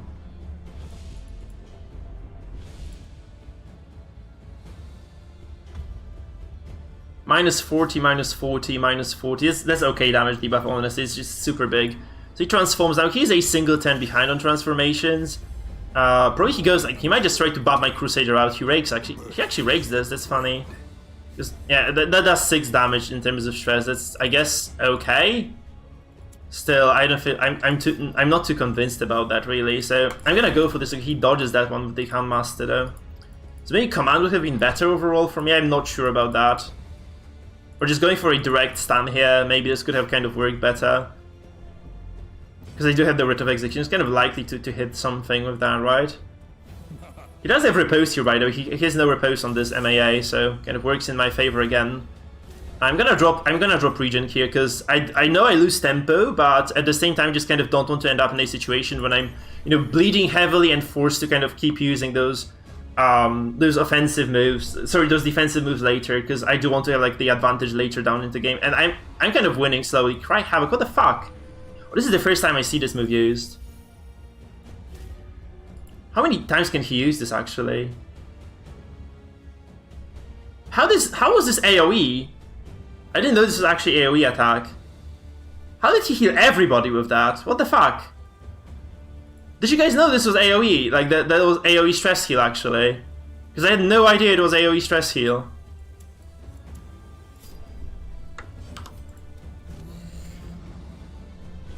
Okay, that's minus 60% riposte now on this guy. That's very good. Did you guys notice that the Cry Havoc was AoE stress heal actually?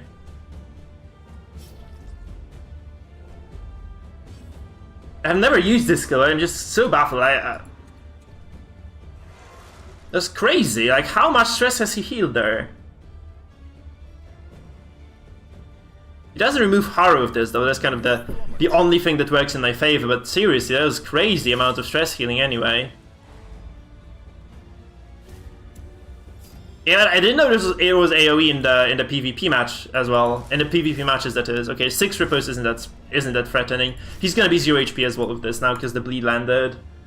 Obviously, this Helmmaster is gonna be pain in the ass to deal with now because he's basically untouched there in the back. But yeah, what the fuck was that stress heal?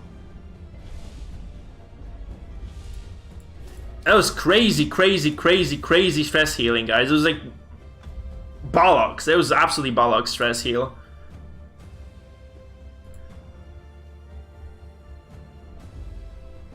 Like, holy moly, that was just insane. Is he just gonna keep doing this now? Seriously? This is not even limited uses, right? Actually, that's looking bad actually for me now.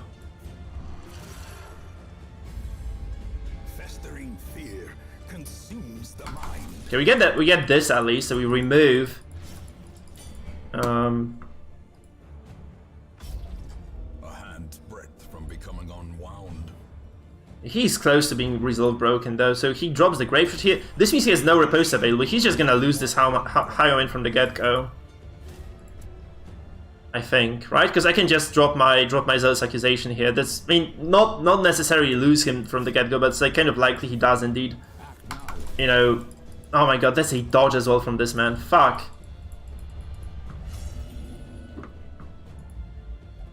Those who covered injury. It's crazy. I have never seen Cry Havoc used. Like, we lose to Cry Havoc Houndmaster. It's the first as well. We're getting styled on here, I think. We're just getting fucking styled on by this guy. It's very unfortunate, but that's what it is, I guess.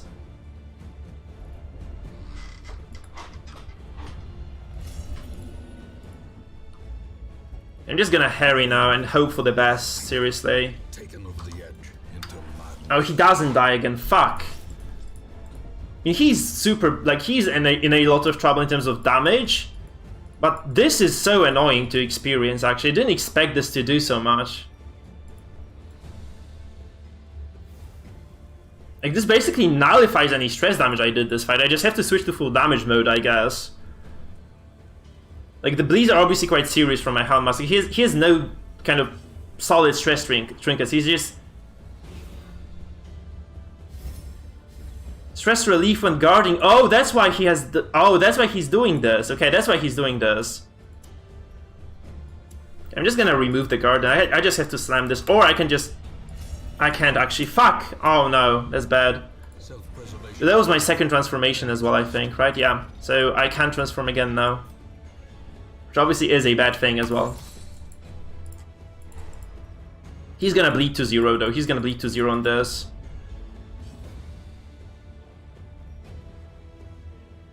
That's crazy. That's actually crazy combo. I didn't know this would work, but because this is like, that's something I actually have not seen used a single time over the course like thousands of games I've played. That's pretty insane, honestly. It's pretty insane, got to say. That's pretty freaking insane.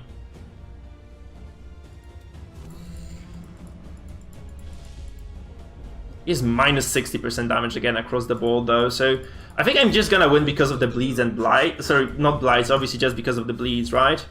If I get the damage done. He's guarded by the MAA. I have no debuffs on myself though, so I'm probably going to be able to deliver Death Blow here, at least on a single person. Okay, he dies actually, he dies. It's very important that he does die.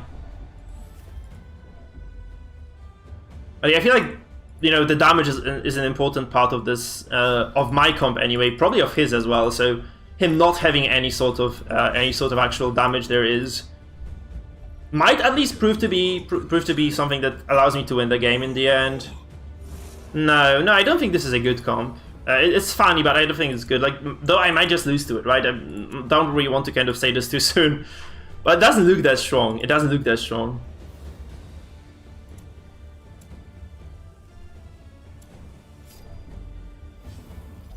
Please don't pass. Don't do something crazy. Okay, I was actually gonna do this anyway, so that's fine. Yeah, that's okay. I mean, he can't keep crying Havoc, right? Because He just has to go offensive at some point. Maybe now actually he's just gonna keep doing this. He's actually gonna keep doing this. That's crazy. It's kind of insane. It's actually quite insane that he is indeed kind of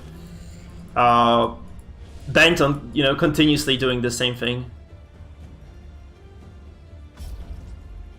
Because he's taking so much bleeding damage right now. That's kind of the big deal for me. Like, I was actually able to do so much bleed damage.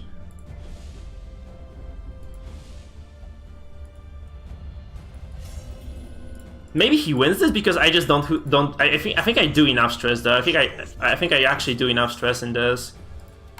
So I get a stun again on this guy. I mean, he is like, okay, only one character is afflicted on his side. Actually, that's the problem for me too. I didn't realize this was like a single affliction only that I was working with.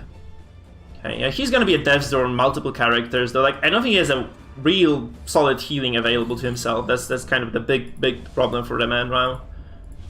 So.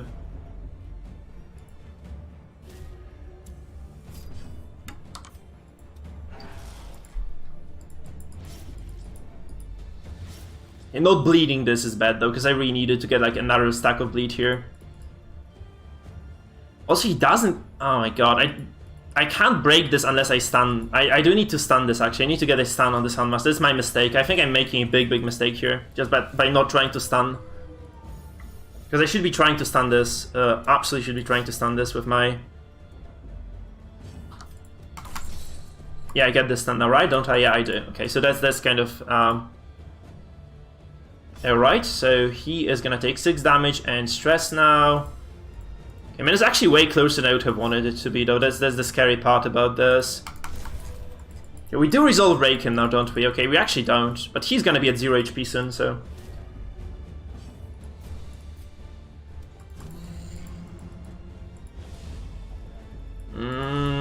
That's annoying. I think I have to just go full offense, and I just mathematically should win at some point. Facing the abyss. Because he doesn't have any more. Like, oh, he can actually transform still. Actually, I do need to get this abomination of his stunned again. I can't actually. I can't. So, I mean, I can freaking. No, he is gonna drop to 0. No, he isn't. So. I mean, I just Hound's Harry and he's gonna drop to 0, right? If he doesn't dodge this. Which is unlikely to happen. He's gonna be 0 HP again now. Oh no, he's not gonna be 0. Fuck. Okay, he can actually heal. He can actually go offensive here again. Yeah. I wanted to prevent this. I actually didn't want that to happen. But the stun chance is kind of low for me. He can only push me though, and that's kind of okay, because I can just, you know, get both those characters to Death's Door and then killed with my guys, so that's fine. Because I can just drop the Exaelus here. Obviously, just act outs might fuck me though. Okay, that's a good act out for me. So, let's see, bunch of stress again. But it's such a funky stress healing tool. I had never expected this to work, but I think I should be able to close this out now, honestly.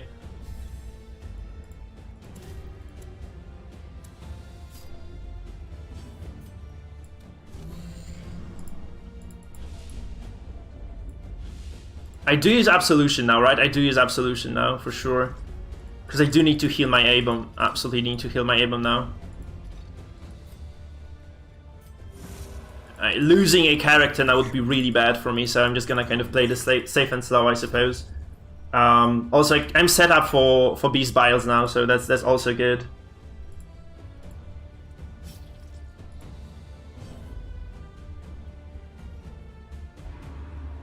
Right. Does it actually do enough now? It does 6 stress to me, right? That's not enough. So my Houndmaster now goes for Hound Harry, because I don't want this guy to be broken to 0 HP, that's the thing.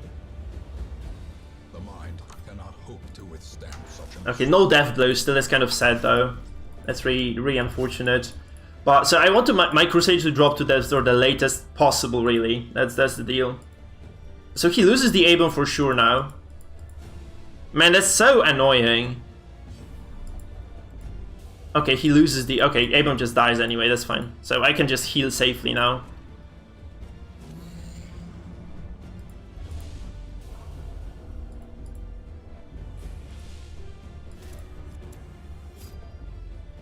Please don't do something silly. Okay, he did something silly, in fact. Just wasn't silly enough. Okay, that's a crit heal as well, that's very good. My Houndmaster also didn't take that much stress, so like, mathematically I think it was close-ish, but it didn't make sense against my comp. Because I just have way more stress and he can kind of survive. Maybe not dropping Bolster early was a mistake from me as well, because I would have probably dodged a lot of those attacks if I had like the 10 dodge bonus actually. My Crusader is in trouble though. My Crusader is in a bit of trouble anyway. A bit of a pickle, huh? Man, it would suck to lose this now, honestly, if I may be completely honest with you people. I'm kind of afraid of losing this game still, because I like re-bet. I have PTSD from today.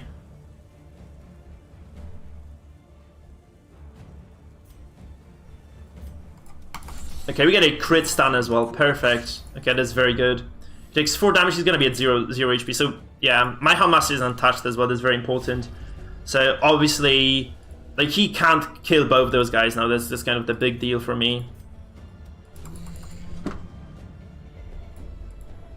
That's actually quite close. Despite, you know, me, I feel like I played a decent stress game here, but still, it's so close actually. And this is not.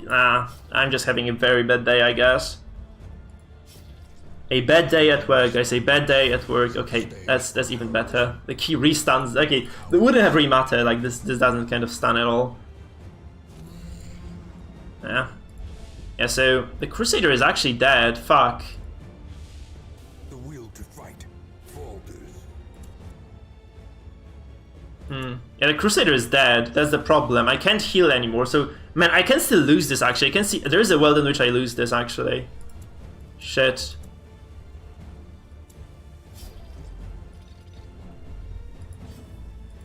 I mean, if this MAA dodges the Bellow, then I probably can lose this still. Or dodges the Hound's Harry next, right? That's kind of the important, those are the two important bits for me.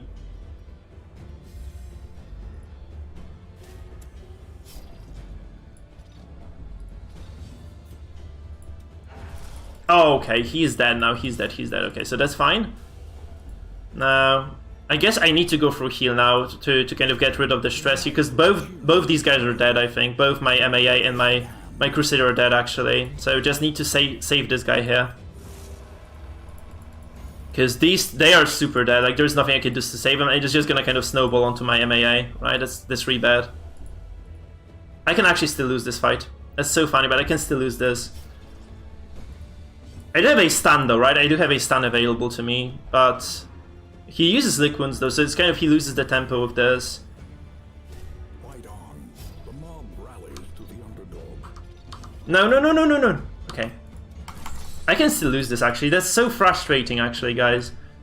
Like the possibility of losing this fight, like when I was actually playing so well, it's just so frustrating. Okay, that's actually so bad. I waste a turn on the A-bomb now.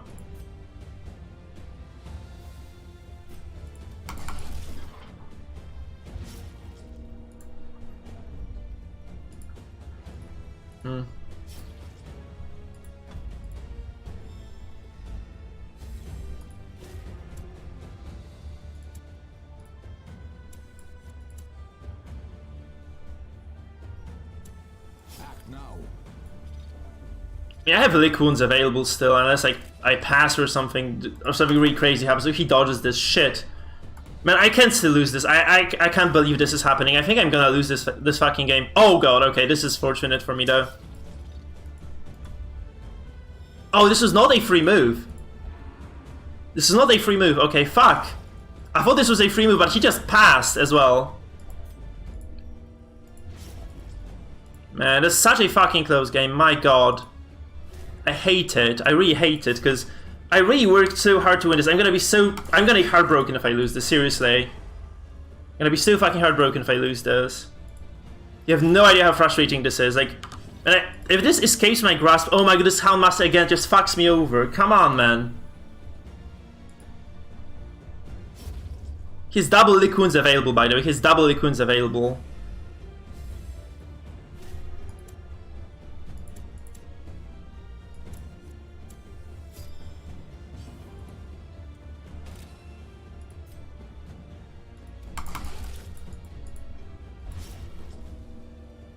So he probably has to keep doing this. Like, he has to keep licking wounds there. The A-bomb can move one forward. I was like, that's so unfortunate. I really need... Oh no, he No! Oh my god, I lose this game. I think I'm gonna lose this game. Seriously, this is just so fucked up, guys. I take 2. He harries. I'm actually gonna lose my A-bomb to this. No, actually, no, that's fortunate. Oh, okay. I don't lose the A-bomb to this. I hate this. I really hate this.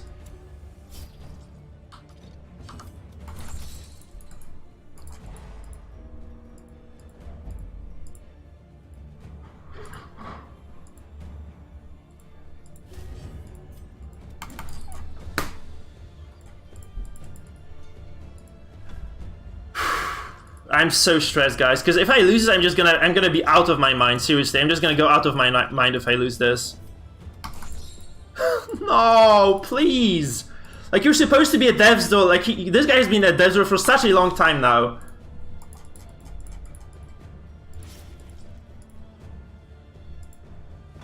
Yeah, I'm gonna lose this, I think. My god.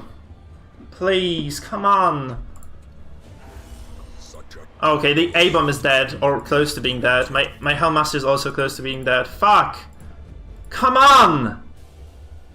No, it's just, I'm so annoyed right now. Please just die. Die, die, die, die, die. No, no, pass! Come on! What the fuck is this? Okay. I'm done. I'm so done for the day. Fuck this game. Remind yourself that overconfidence is a slow. That was ridiculous. It was just so close, unnecessarily close. That was just so annoying. I can't believe this. This was a perfect fucking game for me. He almost won anyway.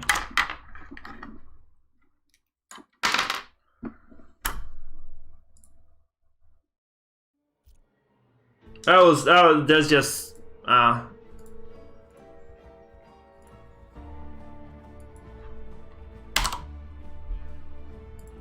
yeah, with a heavy heart, I give myself the win here, but man, it was just such ridiculous fucking fight overall.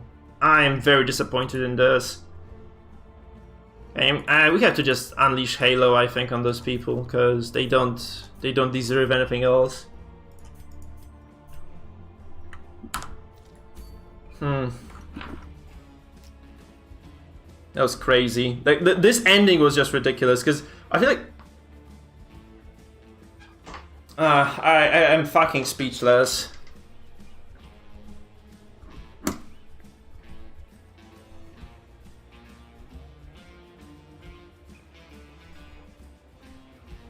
That was a funny build, though. You have to say this. This was a funny build. It just kind of didn't seem to make sense on paper, but he eventually just kind of started taking over slowly. Maybe I should have just bolstered her. I think that was just my mistake. I should have just bolstered her.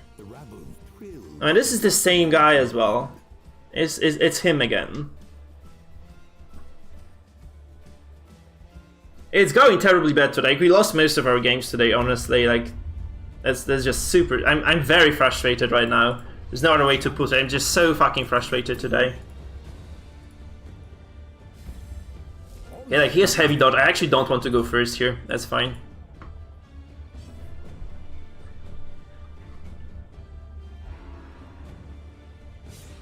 Okay, that's good.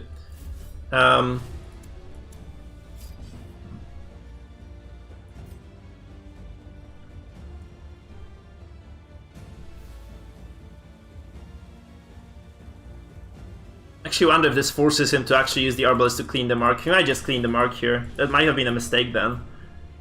But at least I haven't landed a stun yet, so if he just cleans the mark, it's okay. I think he just might be playing reactively here, right? Yeah, he cleans the mark. That's fine. That's okay. Just kind of testing the waters here, really. Probably need the ballad here, honestly, though. Might be a waste to drop the ballad like this.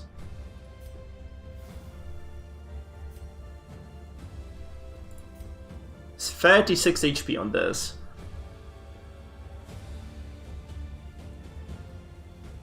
I think Ballad will just pay dividends in a long run, because I do need to deal with the shield breaker eventually. I need to close the windows because it's cold as hell in here. Man.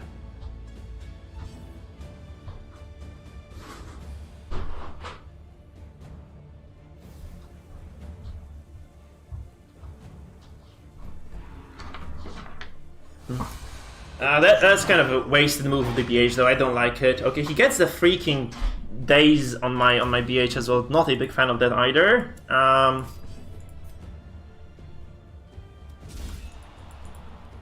Yeah, because this could have been a kill on the Flagellant as well because of this happening actually. Because if yeah, you know, he removes this anyway right away. So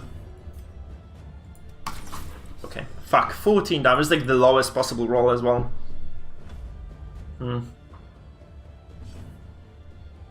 I misplayed this heavily. I should have just gone for damage from the get-go. I feel like that mark was a mistake overall.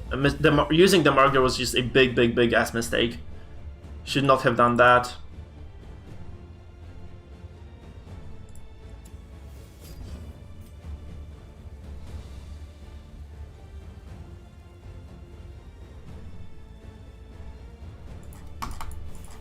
%70 chance stun doesn't land either. That's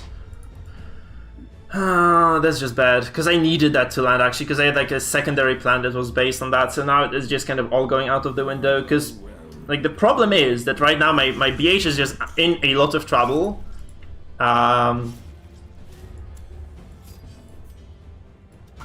Okay, we do 11 damage here though, so that's kind of okay. We have decent finale buff already. He has to heal this now or he loses this character next turn. The problem is like exactly this. I wanted to stun her so he wouldn't be able to just kind of manipulate my BH back into position, which he can totally do right now. Obviously, he has like 65% chance to reset this fight again. That's really bad for me. Right, this puncture is really bad for me. If he gets it, please don't move, don't move. Yeah, you hate to see it. You really hate to fucking see it though.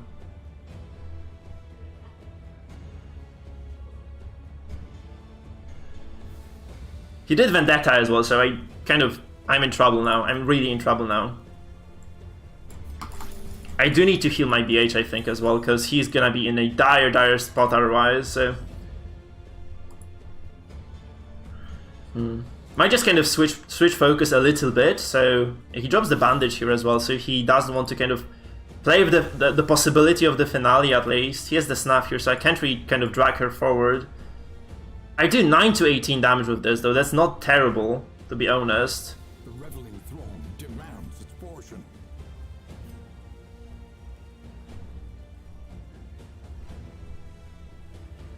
That's unlikely to do anything, so... I'm gonna go for her, actually. I'm just gonna open up on her now.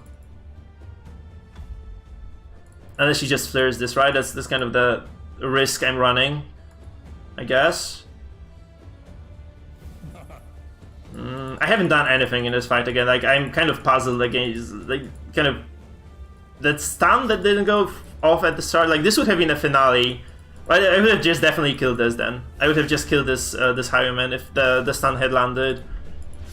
So, and now he can just permanently manipulate me until I just land this perfect stun here, or he has like the flare as well. That's just really ridiculous.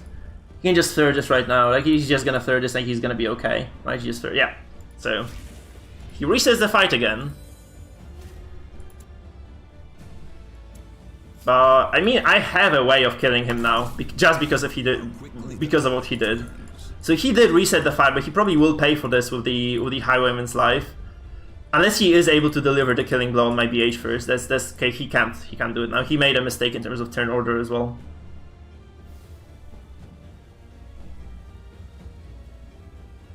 Yeah, that's fine. Yep. Okay. This also, like, I don't know why he keeps doing this, but he keeps setting the Flagellant back, which obviously isn't the greatest move in the world. I do get this now. He's dead. But he can't prevent this anymore. Like, he's just gonna lose this to BH. Like, this is guaranteed death blow. Kind of, he went super fast on this flare, so kind of a small bait there perhaps from me. Yeah, it works. So, you know, this is not bad at all for me. Even if I lose this character now, which is possible, right? I might just lose my BH this turn because he has no finishes, right? It's just a 25% death blow chance, but he has to just go for it, I feel. okay, he doesn't get this. So that's very big for me, obviously. Wait, am I safe actually right now? I think I'm safe, because I don't have to be healing this for a while now. I can use my Crusader heal to heal even, because he has no way of attacking my front row. I can just activate this for free now. It's okay.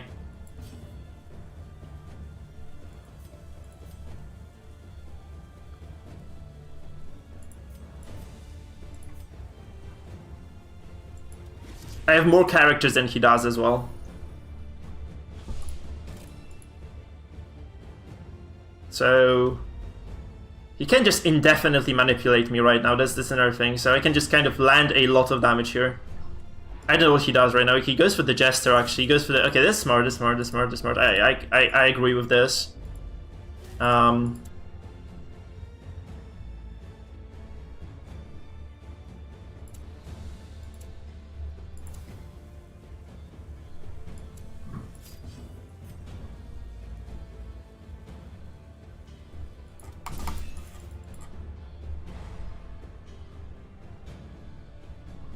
Yeah, so he can't heal yet, that's the thing, right? He can't heal it. He will move forward with this. And this means I can just actually... I'm gonna ignore my guys. I think I'm just gonna go offensive here again. I can do 15 damage on this for sure. So I'm just gonna go for it. 11 to 20. Please do 15. Yes, okay, I'm gonna go for a finish now. And I do have the finisher, so it's very likely to just go and kill the man like from the get-go, right? It doesn't. Fuck, that's bad. That's actually quite bad. I mean, he has no Serpent's Way. He can only heal... I'm just gonna... Okay, he has the Redeem here with the Gauntlet, so that's not good. He X-Sanks this, but that's actually good. That's actually very good for me. Because... I just get to kill the Shieldbreaker then. That's fine. Continue the onslaught. Oh no, the setup for the Bola. Fuck, he might just get a double kill here. That would be so funny though. That would be so fucking fun if you were to get a double kill with the Bola there. Ah, okay, nothing. Jesus Christ. Okay. So I guess we can finale now. We should be able to finale this Arbalest. I'm walking on a thin line here, I know. But we just get the finale off and we're okay. We're probably... I think the Jester has 160. That's definitely... He has the plate though. So maybe I should just kind of make sure it dies. Yeah, it's dead now, guys. It's dead now. Because 160 should be doing enough anyway, but yeah. I'm gonna fucking finale this, I don't care. It's a single opponent, like he can't win this anymore, I think. That was a very frustrating game. It was a very frustrating game to play.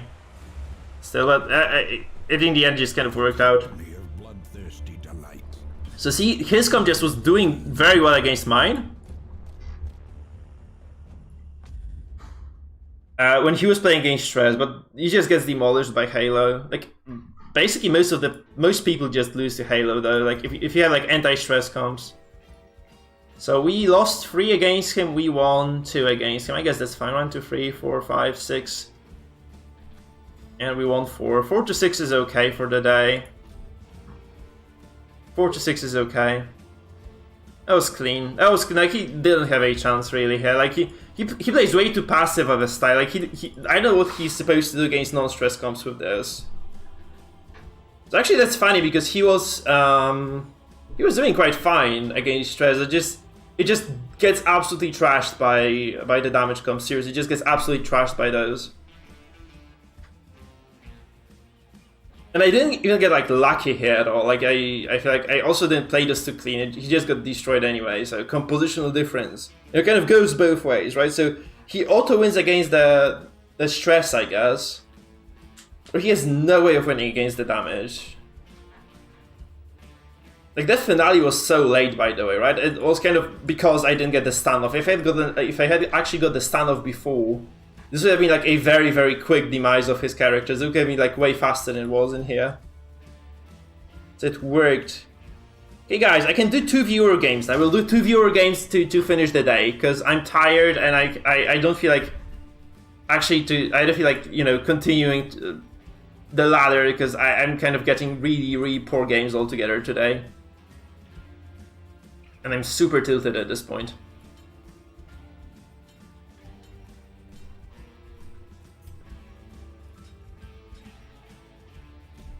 So if someone wants to play against me now, this is the time, people. This is the time. Shepherd, perfect. I don't play Shieldbreaker, but you saw one. Like this is the one that he was using here. That Kacha was using here. That was a pretty decent Shieldbreaker combo. It just gets stunned by damage, though. It just gets stunned by damage really hard. So Shepherd, you can go. By the way, guys, if you're new to this stream, you haven't subscribed or followed yet, please do so at this, you know, from the get-go, because those are the last 2 games you will see today. If you want to come back later and just kind of get notified when I go online, it's, yeah. It's just a thing you should do. So somebody else, does anybody want to play against me now? NL, do you want to play? Or Seba?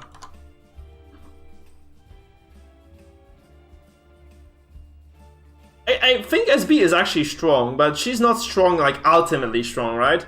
Plus, you have to actually kind of be very smart about the sway. Because if you don't use the sway, like, I feel like he just kind of threw the game completely by not using the sway at the right time. Because he had an opening to use sway there. Where I don't know, like, I feel like he had like a couple of possible turns where he could have just swayed and just, you know, got that bonus dodge. And got the bonus Aegis, obviously, which prevents all damage from coming through. So I'm surprised he wasn't doing this at all here. Because I don't want to queue up again for ladder. Yeah, she's okay with DOT teams, but she's mostly just a map manipulator, though. She, like, punctures the core ability of the Shieldbreak, right? Like, she's good with DOTs, but she's mostly just used, I think, at least, to be pulling people around. No, Machi, I'm done with you. I'm not playing this anymore. I'm tired. I'm tired of that. So yeah, not gonna happen, man. Not gonna happen. If you want to play like a viewer game, you're invited to this. I mean, I want to test some other stuff today, though. So I'll be playing a different composition then. If you want to play. If you do want to kind of play a viewer game, then you're invited. I'm not gonna do ladder anymore. I'm too tired of the ladder for now. It was just a bit obnoxious, like, you know, nerve-wracking even. You won the best of 5 anyway, you won the 3 games in a row, so...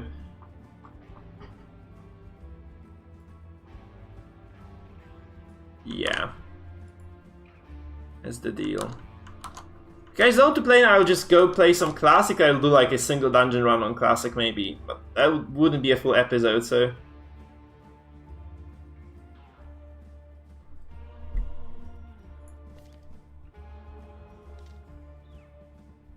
I could also use some practice, so if someone wants to fight somebody else, we could do like that as well.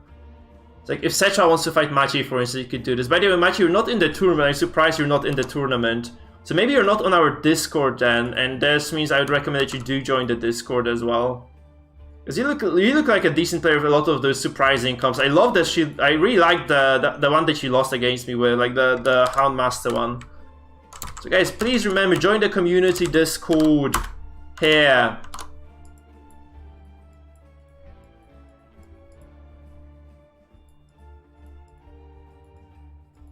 Okay.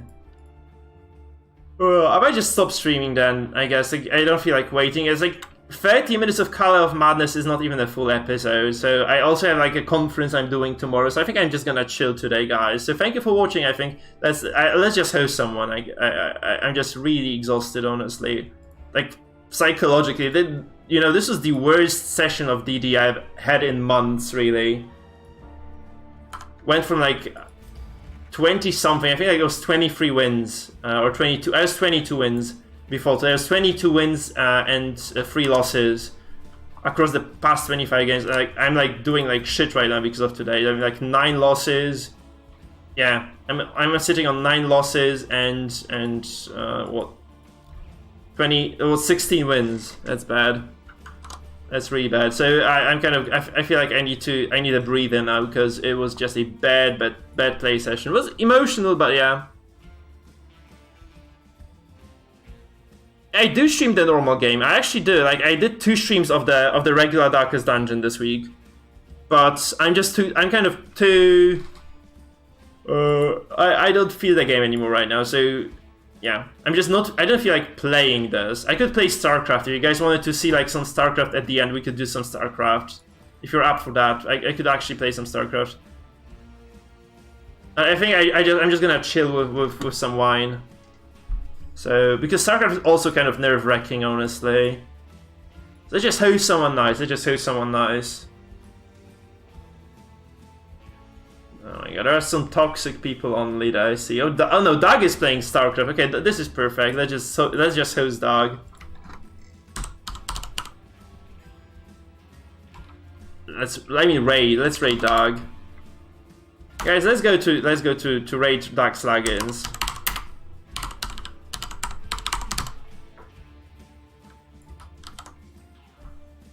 Now I'm gonna go to sleep because it's midnight in Poland almost, like it's 20 to midnight. So let's go for that, guys. Go to my Twitch if you are on YouTube right now. Just go to my Twitch, which is twitch.tv/Mikefield, obviously, and from there you can actually join the raid, or you can just go directly to Dax Lagins from YouTube. I don't care.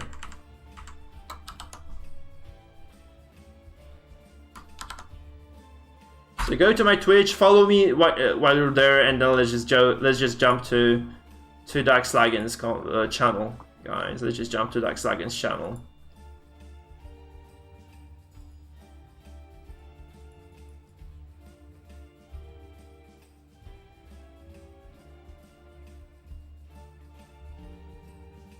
It's fine, Shepard.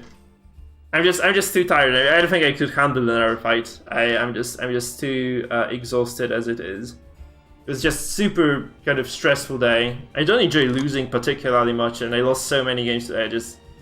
Yeah, hard thing to swallow sometimes. You know, pride. That is.